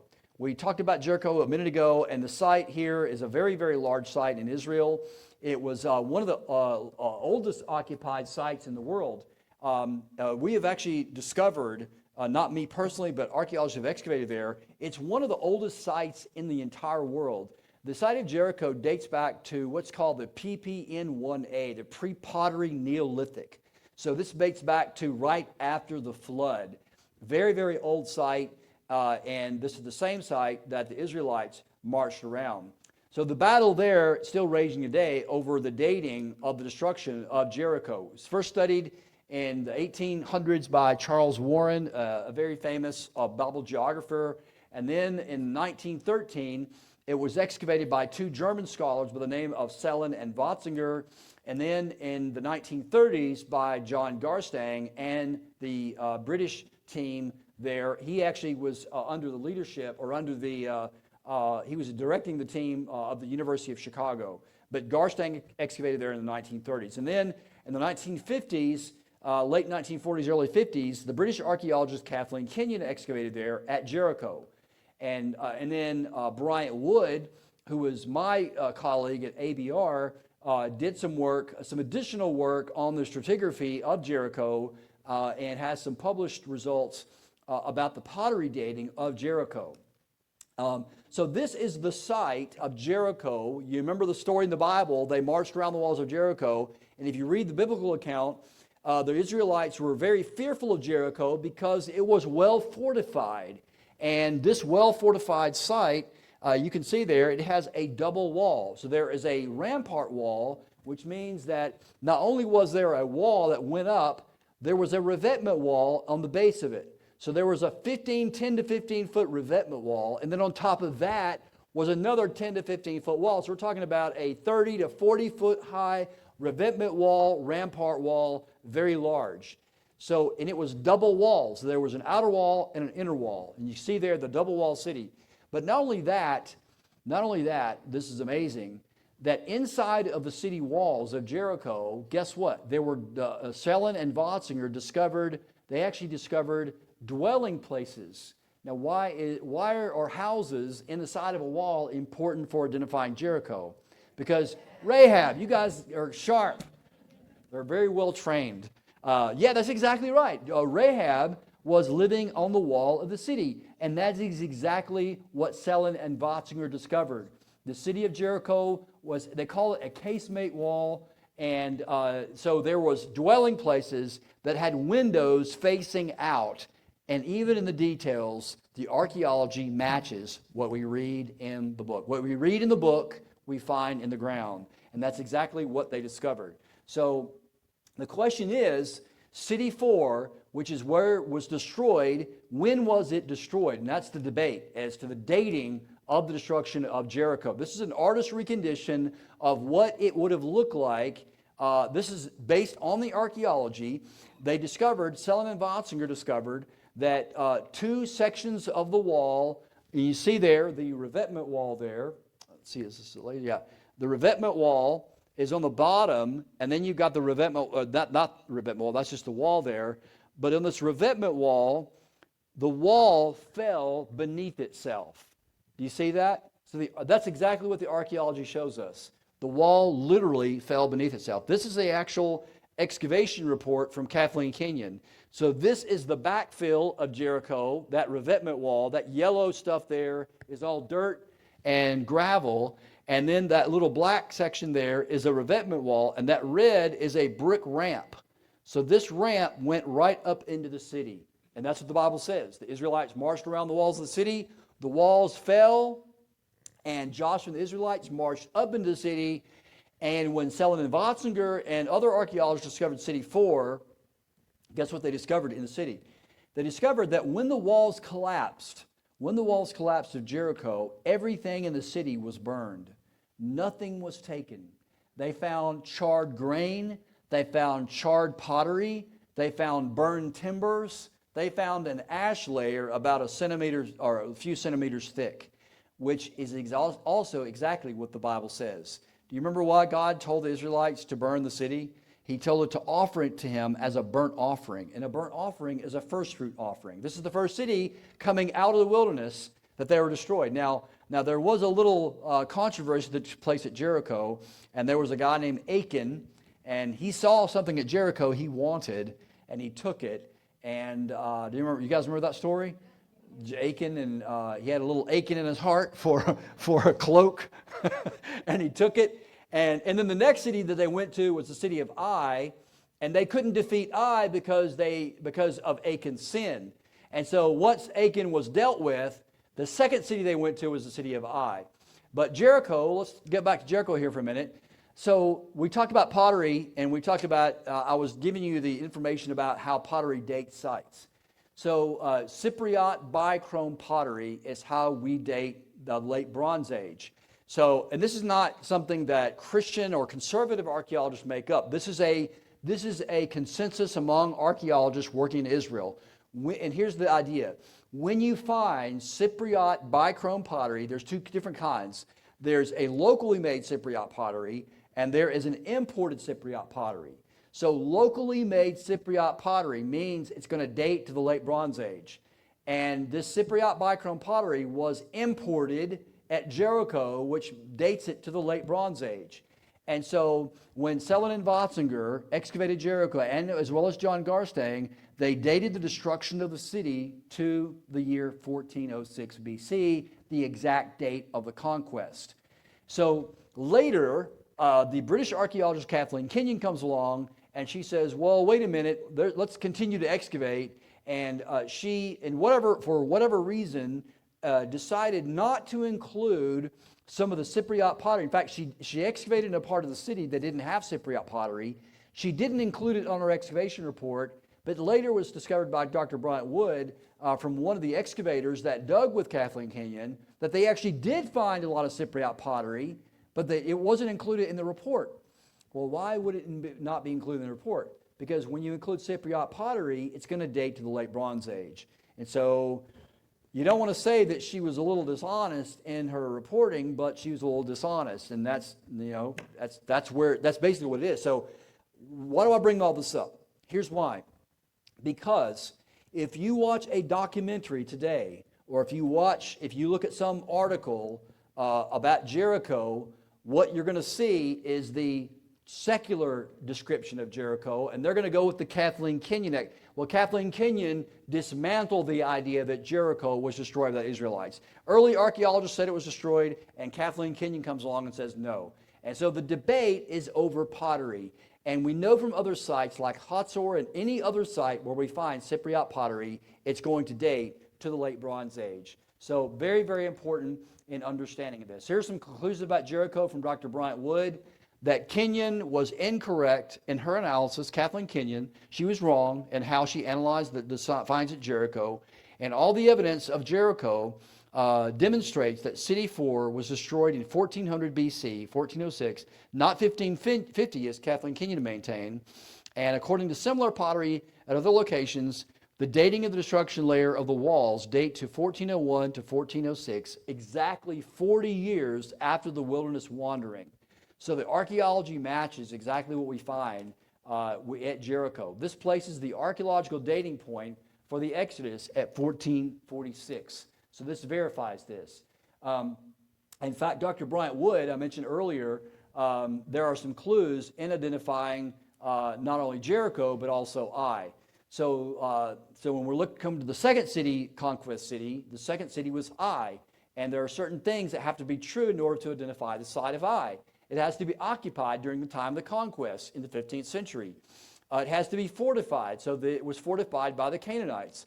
It had to have a gate pointing north of the site in Joshua chapter 11, verse 8. So when you read the Bible gives us how to identify the site. And then it has to have been destroyed by fire. Just like Jericho was burned, the city of Ai was burned as well. And then after it was burned, it was left in ruins at about 1400 BC or so. There are other requirements, geographical requirements. It has to be adjacent. The Bible gives us even more details. Adjacent to Beth Aven, east of Bethel. But there must be an ambush site between Bethel and Ai. Militarily significant hill north of Ai, and a shallow valley north of Ai. And it has to be smaller than Gibeon. And all these requirements, in fact, there are, I think, 12 or 14, I can't remember what they were, but anyway, there are almost a little over a dozen requirements in order to identify the site of Ai. So is there a site in Israel that fits all these requirements? And the answer is yes. And yours truly helped excavate this site found there in northern Israel. Also in number 7, it has to be in the vicinity of Bethel. So what site is that? So there are 3 possible sites for the site of Ai. Candidate number 1 is a site called Et Tel, and it meets 3, possibly 4, of the 12 biblical and archaeological requirements for the site of Ai. The second candidate is a site called Khirbet Nissa. It meets 5 of the 12 possible biblical and archaeological requirement sites. And then number 3 is our site called Khirbet El Maqader, and Khirbet El Maqader meets all 12 requirements exactly. And that's what we're going to look at now. And so here is a map. It's not a great map. It's the only one I could find, a really good map there, but it's kind of, I think it's, I've got it highlighted. So these are, there's Bethel, there's El Bira, which is actually near the city of Ramallah. This is Khirbet Nissa, and this is Et Tel, and then there's Khirbet El Maqader there. As you can see, they're really close together. They're right there a little bit east of the city of Ramallah, a modern-day city of Ramallah, which is a Palestinian city. So when I excavated there, our team parked near a Jewish settlement. This area today is sort of a hotbed because it's contested territory. There is a Jewish settlement there across the road, and the site of Ai is actually located near a Palestinian village called Deir Dibwan. And sadly, our site was vandalized by some of the local villagers in the Palestinian village because they thought that we were trying to, prove that Israel was in the land, and we're just doing archaeology, but it does show the Israelites were there. So sorry, archaeology is, it's supportive of ancient Israel. But to show you the road sign there, this is near the city of Ramallah. So we started excavation really, really early in the morning. If you go to an excavation with us, if you go to our trip next summer, the day begins at about 5 o'clock in the morning. You get to the site about 6 or 6:30 as the sun's coming up. And this is the site of Khirbet El Maqader. And this is a blueprint, early blueprint of the map there, this Canaanite city. But you can see there the gate is pointing north. And these areas here with the yellow squares are areas during that summer that we excavated in 2014. My team excavated along the wall The other team excavated in the city itself in the Hellenistic period, and then the gate, part of the gate is in existence as well. So just to show you where this is geographically, the site of Ai is located 9 miles north of Jerusalem. So there is, I could get a, where did it go? There it is right there. Let me go back. This little blue arrow here, I was trying to go to the arrow. There it is. Going too fast. It's catching up. There it is. So that is the Mount of Olives in Jerusalem, 9 miles south. And this is on the hill. So they're on a hill there. And remember the geography? So I don't know how deeply you have read that story of the conquest of Ai. But basically what Joshua did, I'm going to give you my TED version of this. So imagine this podium is the round Canaanite fortress of Ai. This Bible is the gate pointing north. So essentially, what Joshua did was, there in the back of the room, down not even maybe a mile or so, there's a valley, it goes down, and you go up, and there's a hill. Joshua split his forces up. He got on the front part, right in front of the gate, and he had his army and his horses and his whatever he had. And then he split his other army up. So they secretly went around the back side, down in the valley, and when the king of Ai opened up the gate, the army left the city wide open, pursuing Joshua in the hill to the north and to the south below that valley. And when the Canaanite army left, then the Israelites came around, went into the city, and burned it. And that's exactly what we find. Exactly. That is this site. That is what we find. It's absolutely amazing. The archaeology matches exactly what we read about in the text. So right there, as I was saying, it's right near the city of the village of Deir Debuan. And oddly, it is an actual sheep pasture. So as we're excavating, we can hear sheep, during the bah, we're like, what in the world's going on here? And I was like, and I didn't know at the time, and it's like, did I hear sheep? And they're like, yeah, we're in a sheep pasture. I'm like, I had no idea. So we're there in the middle of the excavate. I took this from the actual, we're excavating along the Canaanite wall, and I just stood up and took this picture right in the Canaanite wall. So because we are in this contested territory, it's really odd to excavate there because there's a little bit of political stuff here. The Palestinian Authority, the PLO, required us to register with them, and because it's contested territory, the Israeli Antiquities Authority required that we as Americans had undercover Israeli soldiers on the site with us for our safety. But we never felt unsafe. What I discovered is the Palestinians that excavate, this is one of the guys in the village, his name is Muhammad, imagine that, Hamid. He's actually a really nice guy in his 20s. So we hired these guys to help move some of the larger rocks and stuff. And during the night they would come and take stuff from the site. And we're like, you can't do that. This is not, you can't take some of this. This is an archaeological site. We're doing science here. But in any case, the Israelis, we had 2 guards with us. They were undercover, and they had machine guns in like backpacks. And so, but I could tell the Palestinian people that were with us were very friendly toward us. They were really uncomfortable when the Israeli they knew they were there. And you could feel the tension. I'm like, I'm here digging. I don't want to get in the middle of this. But you can see the tension even today. There's a battle that's still raging today about the land, but the archaeology supports that Israel was in the land and that this site was the site of Ai that God had given to the Israelites. So in these areas here that we excavated there, just to show you, this is what's left of the gate. There's the north. There, you really can't see me. Maybe you can. I'm standing right there. It's a 2-chambered gate. So there's a gate on the left and a gate on the right, or a little port entryway on the right. And in the middle of it, we actually found one of them. And then I think the next year, that was 2014. In 2015, we found the other one. But they're called socket stones. And they're really these large stones that have a very nice curved and the door sockets. So they would actually sit in the entry of the gate, and they were like hinges for wooden doors.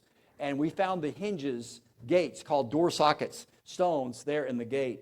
And the Bible says when the Israelites defeated the king of Ai, they buried him in the city gate.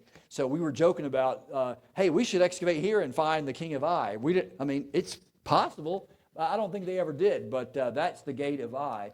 And then let me back up. This is the actual our team in 2014. We had a very large excavation team that year, and we excavated in the middle of the city during the time of the Roman Empire.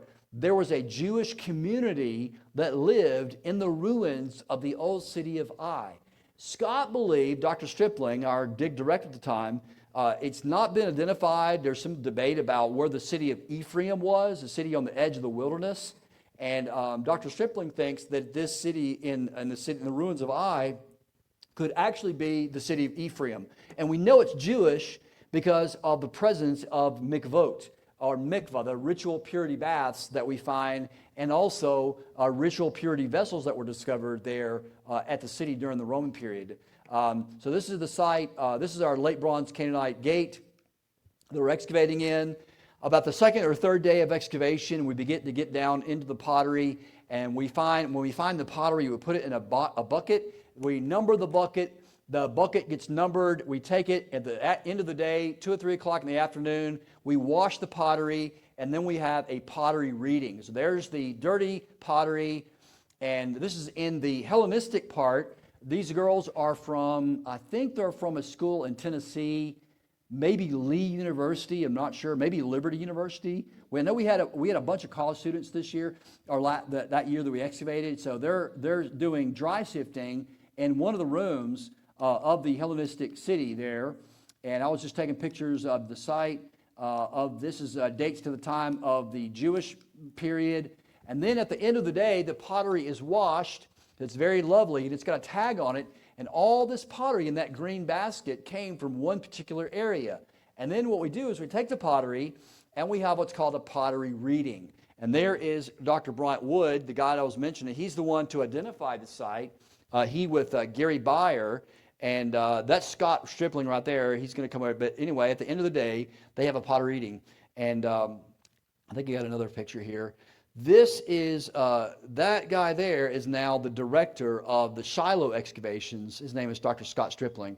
And this guy right here is, I forget his name, but he is from, I want to say Tel Aviv University. He's an Israeli archaeologist, and his area of expertise is in late Bronze Age pottery. So we brought him in to make sure that we are reading the pottery correctly. So whenever you go to a site, if you want to go to our site or go to our trip next summer, we're going to go to Shiloh, and we're going to help do an excavation. And our team will show you how to do all this. It's pretty cool, pretty awesome stuff. So we have the pottery, and you can observe this. By the way, this is one of my heroes. That year when I dug and excavated, I was teaching Old Testament survey in Charlotte at SES with Dr. Norm Geisler, and it was just amazing because I had used for my Old Testament survey class, I used the book Old Testament Kingdom of Priests by Dr. Eugene Merrill from Dallas Seminary. And guess who is there at the site? It was Dr. Eugene Merrill. That's Dr. Merrill right there. He was like 81 years old and still getting around. And I was like, somebody said, "Did you know Eugene Merrill is here?" I'm like, "What? Dr. Merrill is here at the site?" And so not only did I get to dig at Ai, but I got to hang out with Dr. Eugene Merrill of Dallas Seminary. He's a great, great man of God. The other thing we do is we enter all the pottery in a database and we analyze it. This is Roman glass from the Hellenistic site, and the Roman glass bead jewelry that we find as well. This is the site as it's cleaned up, and this is why we know it's Jewish, because of the mikvah. This was discovered by accident. When they excavated this area, somebody said, "Hey, I think this may be a step."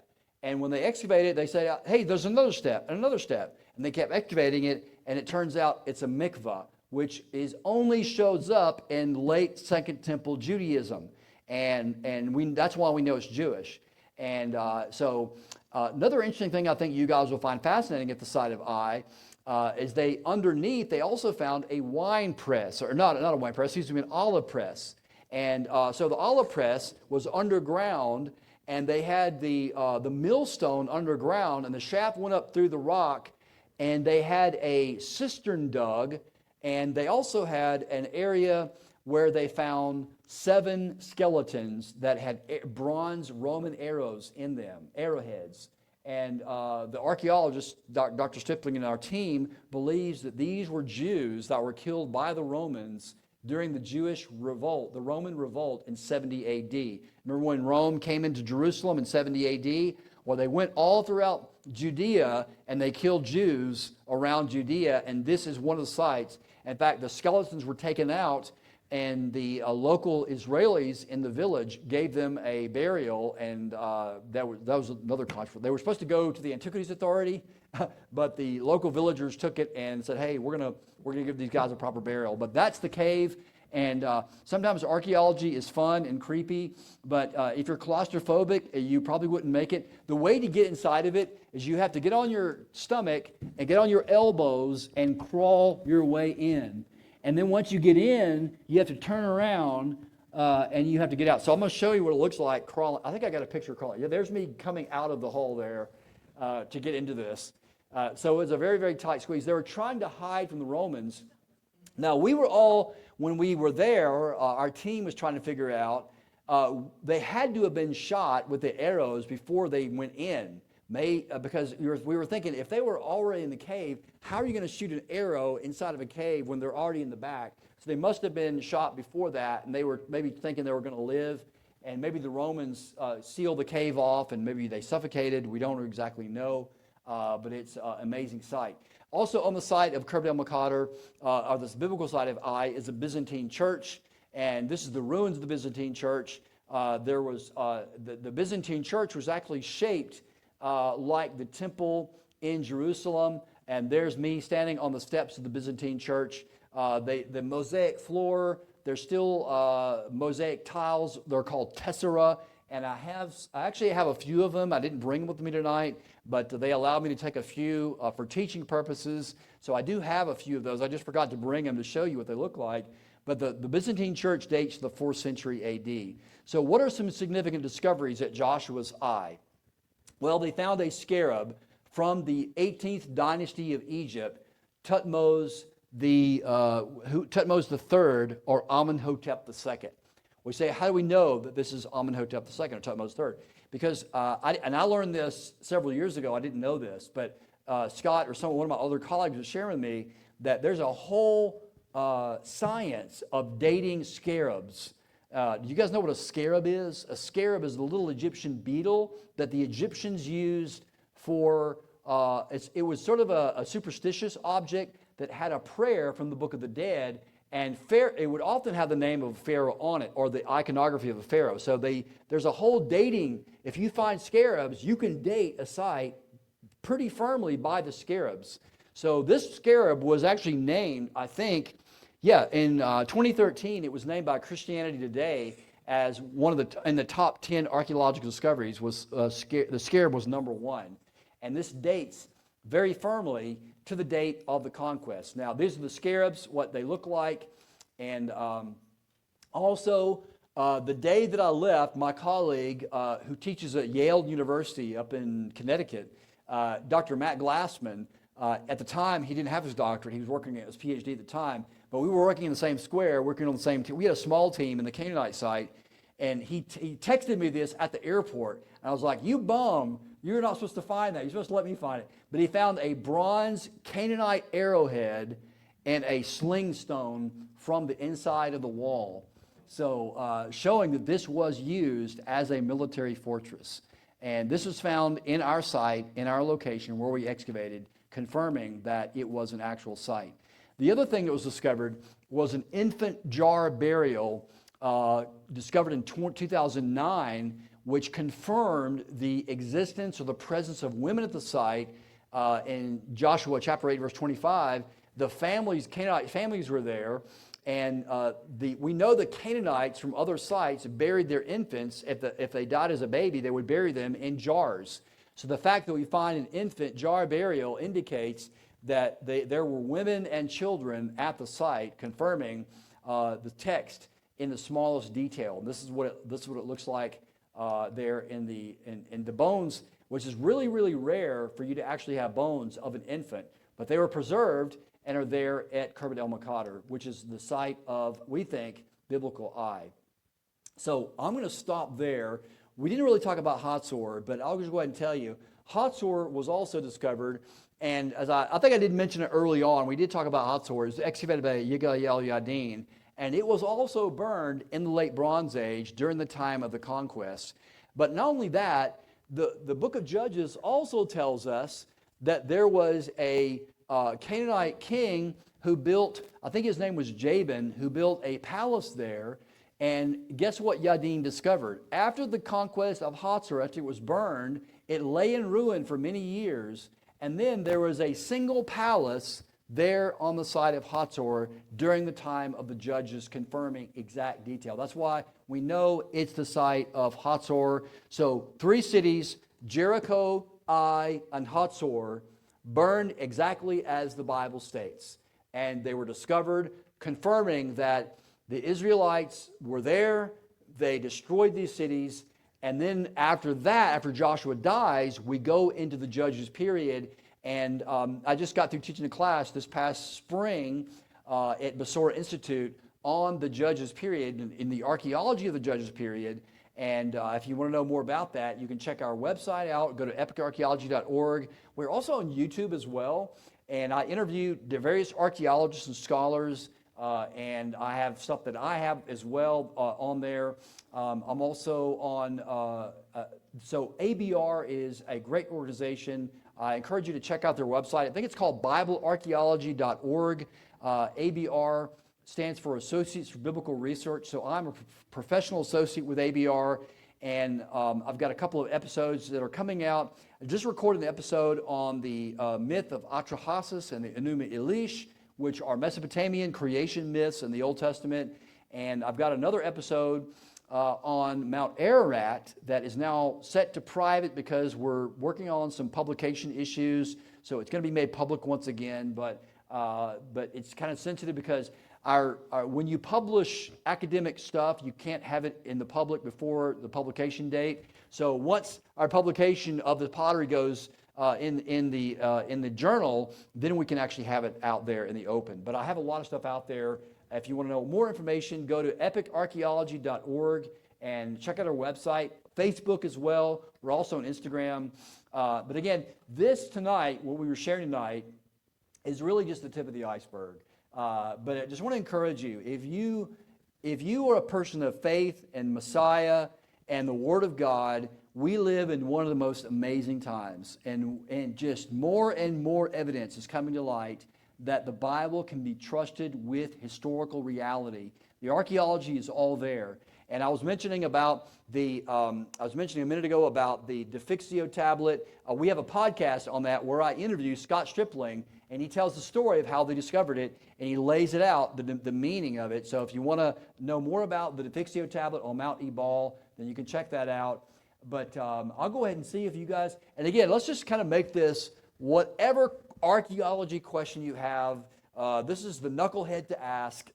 And if I don't know the answer, I'll fake it, or I'll, no, I'll try to answer the best way I can. But are there any periods in Old Testament or New Testament that you have a question about the archaeological evidence for? Yes, sir, in the blue shirt in the back. I thought this was just general questions, so I don't have. Yep. No, general question, whatever you want, yes.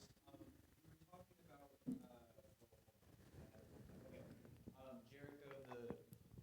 The Jericho site is one of the oldest sites in the world, and I was thinking about, I took a history class recently, and the site that was the oldest was like dated to, like 40, 50,000 years ago or something like that. Yeah. Which I assume Jericho is not dated quite that old.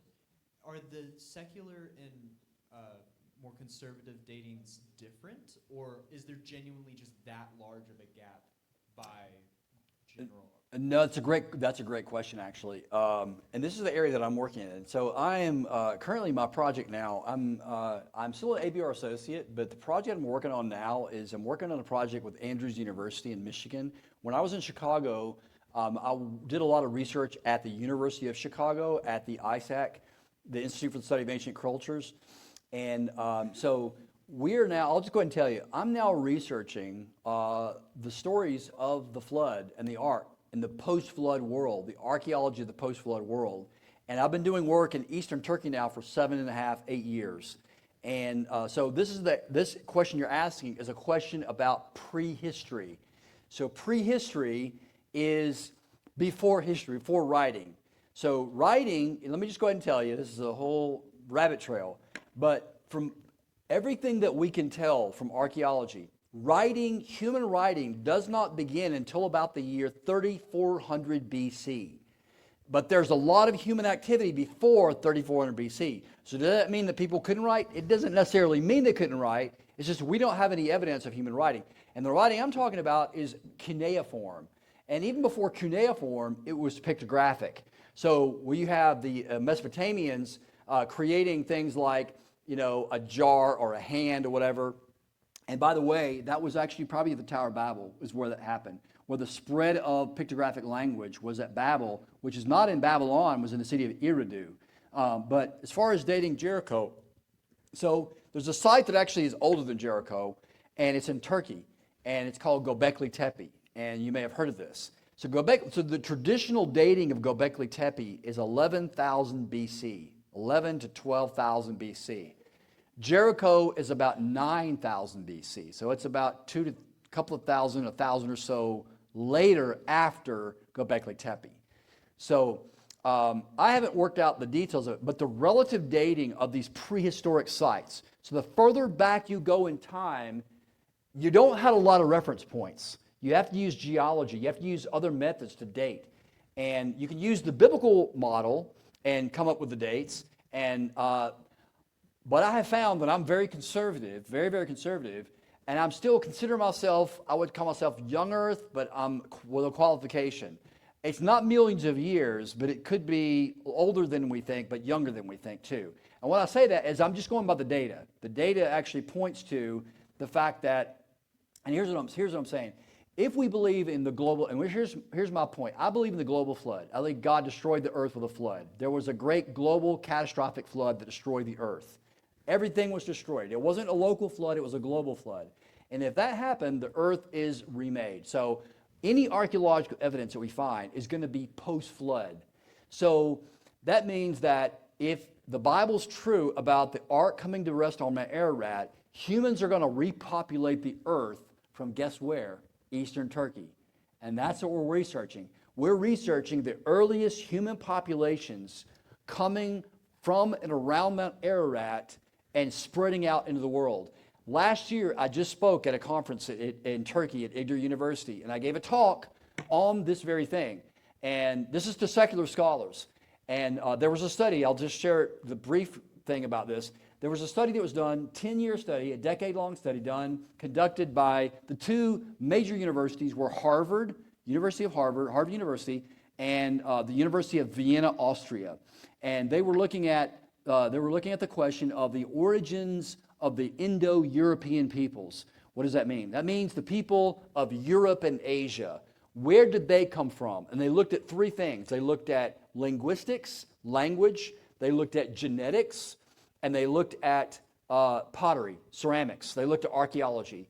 And so there was a lot of scholarship that went on there. And 10-year study, they finally got it all together and all the data collected. And all the evidence points to everybody came from Eastern Turkey, this area called the origin of the Paleo-Indo-Europeans.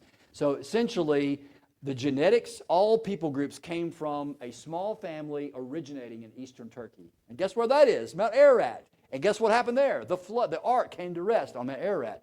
So if humans bottlenecked during the flood, you would expect to find archaeological and genetic evidence, and that's exactly what we find.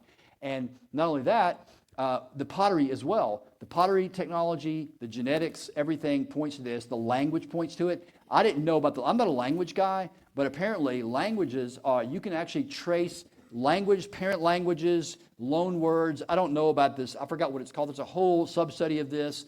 But I've got the paper. If you want it, you give me your email address. I will email you the paper on this.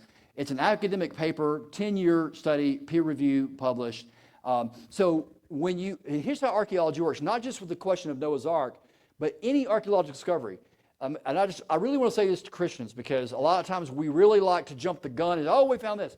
But it's not any one thing. It's a collection of things. It's all together. You got to take it all together. So any one thing is not going to prove it, but it is a cumulative case. I like to use the analogy of, I like astronomy. So you guys ever like looking at the stars at night? Y'all like constellations, you know? So you know constellations, you see like Orion, and Orion, you see the picture of Orion. So you can make out, you see the stars. So that's kind of the way archaeology is. You'll have a star here, a star there, and you can see the picture. And the picture that emerges, and the more archaeology that we do, the more it proves the Bible, the more it shows the Bible is accurate. In fact, many discoveries were made by people setting out not to prove the Bible. They end up finding things that actually show the Bible's true. I'll give you two quick examples. One was was in Caesarea. They discovered this. The Italians in 1961 were excavating an amphitheater in Caesarea, and they uncovered an inscription containing the name of Pontius Pilate. Well, guess who Pilate is? Pilate was a picture of Judea when Christ was crucified. Then in 1969, in the city of Herodium near Bethlehem, Herod Antipas, Herod's son, occupied Herodium when Herod died. And they excavated there, and we know from the Gospels that Pilate, the prefect of Judea, the Roman prefect of Judea, became friends with Herod Antipas when they put Jesus on trial. And when they excavated at Herodium, guess what they found? They found the signet ring of Pontius Pilate, the Roman signet ring of Pontius Pilate, putting Pilate in the place where Herod Antipas lived and existed. So, oh, yeah, it's a piece of paper. If you have, just, yeah. I normally have one, and I've been super busy today, so I didn't have a chance to print it out. But if we could just get it like a sheet of paper, what he's talking about there, if you want to know more about our possible tour next summer, and also keep up to date with Epic Archaeology, I'm going to share videos that I'm on, and all kinds of really exciting finds. I will not spam your inbox. Trust me, I don't like that either. And more often, it's going to be just, every other month or so, you might get an update of Epic Archaeology. But I'll share with you expedition updates for Mount Ararat. Planning on going back in September. We have another site we're excavating. The oldest pottery in the world is found around the base of Mount Ararat. And we're going to research one of the sites with a Turkish university. So pray for us. Turkey is an interesting place. I've been doing work there for the past 8 years. And it's an amazing place. But Eastern Turkey is a whole... It's like you're not Dorothy, you're not in Kansas anymore. It's definitely different. And it's mainly Kurdish. It's on the border of Iran and the border of Armenia. Just to the north, north of the Black Sea, is actually Russia. So Sochi, Russia, is north of where I'm working. And it's really, really far east. In fact, that part of Turkey at one point used to be part of the old Soviet Union. And some of the buildings still have like Russian-looking stuff. It's really kind of weird. Any other questions about any archaeological? Yes, sir.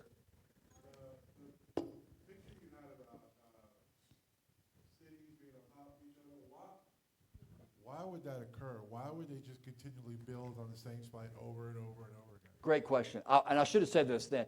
That's a great. So the question is, on these sites, I call it tell, why would you build a city one top of the other? So we have any real estate agents here? Real estate? What is the... Thank you. That's it. Who said that? Yes. Say it again. Location. You got the hill, you got the highland, you can see the thing yourself, water source, all that kind of thing. Exactly. No, but it's a great question. I had the same question too years ago. I thought, why would they just go somewhere else? Why would you build in the same place? And the answer is exactly that. It's close to a water source. It's close to a highway. It's close to a thing. And so they would build one city on top of another. And so Jericho, interestingly, is when you dig down to the bedrock. So when you're going to dig a site, you want to go down to bedrock. You want to go down to the very, very bottom layer. And early archaeology did this. Now we're more like we deal layer by layer. But in the early 20th century, they dug down to a big trench, and they discovered at Jericho. Jericho actually dates back to the Neolithic. So there's a very, very ancient 9,000 or so BC. So right probably after the flood is when Jericho was settled. and it was a Neolithic site, a settlement. There's no human writing. We do have human remains there.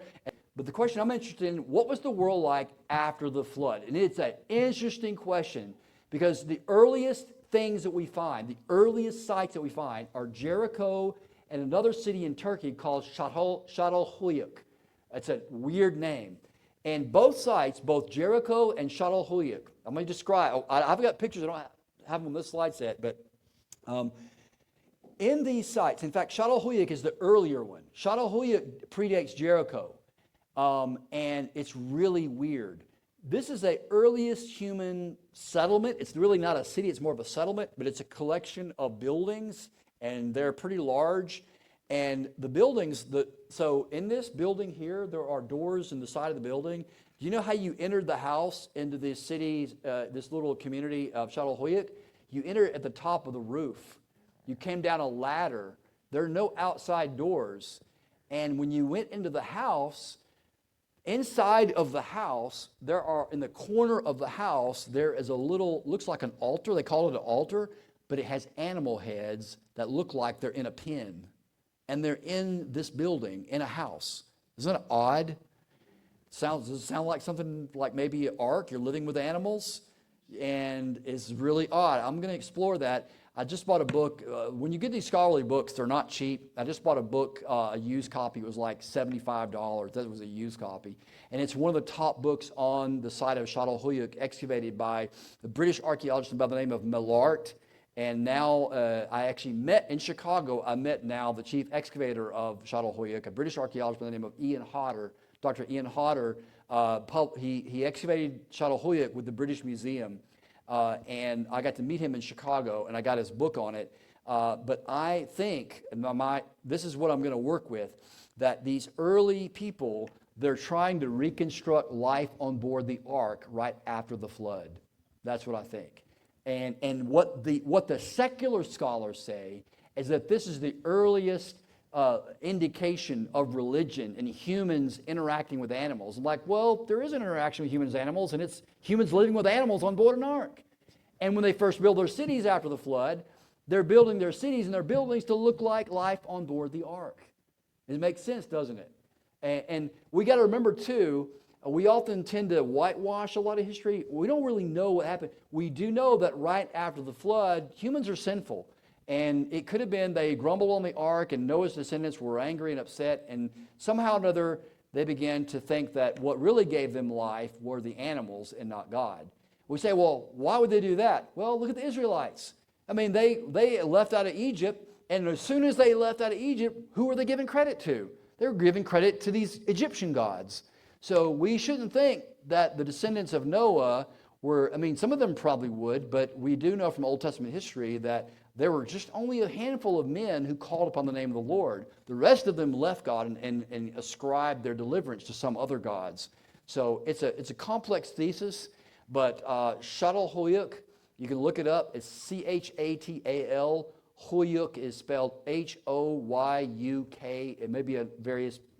It's a really interesting site. Oh, one of the connection too that's interesting, and I'm going to explore this. I'm just telling you about it now. This is really odd, and if you have a theory about this, let me know. Here's what they found. They found not only were there a little corner with animal heads, like a pen, under the floor they had buried human skulls. Their ancestors they buried under the clay floor at Jericho and also at Çatalhöyük. And in the Jericho skulls, look it up. Just look up Jericho skulls. Get on Google, not now. Do it in a minute. Just look up Jericho skulls. They would plaster the skulls in clay and put shells in their eyes as if they were living. I hypothesize, and I emphasize hypothesis, that it is maybe a remembrance of people who died during the flood. And that somehow it's because clay, they're in the clay. In the Epic of Gilgamesh, Gilgamesh actually has indications that there was a great flood and that people turned to clay. There's actually a reference in the Gilgamesh epic about people turning to clay. There's a lot of really interesting things. But so in the area of prehistory, I don't know of any evangelical conservative who's doing any work on this at all. This is a very fascinating, rich area, and it's original research, and I don't know of anybody who's even touching this stuff. And I find it utterly fascinating, And it's all really there. It's all there. Çatalhöyük is there. The skulls are there. The animals in the rooms are there. But no one's saying anything about it. I'm thinking, this means something. There's definitely some connection with the flood there. And I want to find out what it is. So that will maybe be my thesis, my doctoral thesis. Chatal, Çatalhöyük, Hoyuk. And the U has an umlaut, if you know German. Sehr gut, ja. Yes. Question. Yes, sir. Can you really quickly explain the specific artifacts you found at I and the dating process you've used with those that tie into the Conquest or the conquest? Yeah, how the time they've traveled from the different places. Yeah. And how that all would tie in together. Absolutely. So as we're saying, according to the 1 Kings 6:1, the Exodus, if it did happen, would have happened in 480 years after the Exodus. Solomon laid the foundation of the temple in Jerusalem. That's 967 BC. So if that date is correct, and we have identified Jericho and Ai, and we think we have, then at that time in the late Bronze Age, we should expect to find some kind of conquest. And when you look at the pottery, again, pottery styles change over time. And when you find Cypriot pottery at the site, it's going to date to the late Bronze Age. But it's not just Cypriot pottery, also scarabs. It's any number of things. So it's not any one thing. It's a lot of things all together. That's why you excavate for several years. You don't excavate just 1 or 2 years. You go to a site, you excavate for maybe 10 to 15 years, and then you collect all the data, and you look at all of it together, and you collect it, and you say, this is probably what happened. Here is the probable dates of this. And you get second opinions on it, like you get other scholars to look at the pottery. Do we read the pottery correctly? Yes, this is Iron Age. Yes, this is Bronze Age. And you collect all that, and then you make your case. Now, somebody could challenge you and say, no, I think you read it wrong. But archaeology is destructive science. So once you take it out of the ground, it's lost. That's why you got to be very, very careful to record everything that you find very carefully so that when you go back, you can look at everything, you take pictures, you got samples of it. So if someone wants to challenge you, they can go to the Israel Antiquities Authority and get a box out from I and go, okay, you say that, well, here's the box. Nope, that is Iron Age. Nope, that is Bronze Age. They can check it out. But that's how we date. We date it by pottery, and you can look at it through archaeology. You look at it mainly through pottery, but also through objects and other historical references as well. Hopefully that helps. Yes, All ma'am. right. One I'm last. I'll be around to answer questions. Yes, ma'am. I was just wondering, when you're talking about the tells and how there's cities built on top of each other, how do you get to the cities underneath without destroying the cities on top of it? Because, like you just said, once you lose it, you kind of lose it. So Yep. is that just like Absolutely. a give and take side of what you're looking It is exactly right. That's exactly right. And you don't, I'll give you an example. The site of Megiddo is a very large site in northern Israel. It's a huge site, and it would take literally several hundred years to excavate the whole site. So what they do is they pick one area, and they work on like area A, B, C, or D, and they excavate. So they leave it for other generations to excavate. So they'll focus on one area. They'll open up different sites. And oftentimes, it takes a lot of money to excavate a site, and so universities only have so much time and so much money, and so they'll pick on one area. But yeah, you're right. Once you excavate the stuff out, it's lost. That's why you got to. That's what makes archaeology different than looking for treasure. We're not just going to find treasure. We want to reconstruct what actually happened at the site. So that's why we got to record every single thing. Every piece of pottery is put in a basket. It's numbered. It's got a number on it, a tag on it, and it's ordered and it's washed and it's entered into a database. So then we can go and we can reconstruct the site by the pottery and look at, hey, this pottery's found here, it's found in this layer, and we can reconstruct what the pottery looks like later so that we can go analyze it. But it's a great question. It is destroyed, and unfortunately, you can't get it back. All right. I have to be the bad guy because there's nursery workers that are needing to go. Yes. And so you said you'd stick around till midnight? 11:30. We'll lock the door. You guys can cut the lights off when you go. Let's give him a round of applause for that thing. So just a show of hands, how many of you would come again and bring a friend if he came back? See, like everyone. But now you have to come back to Roanoke again.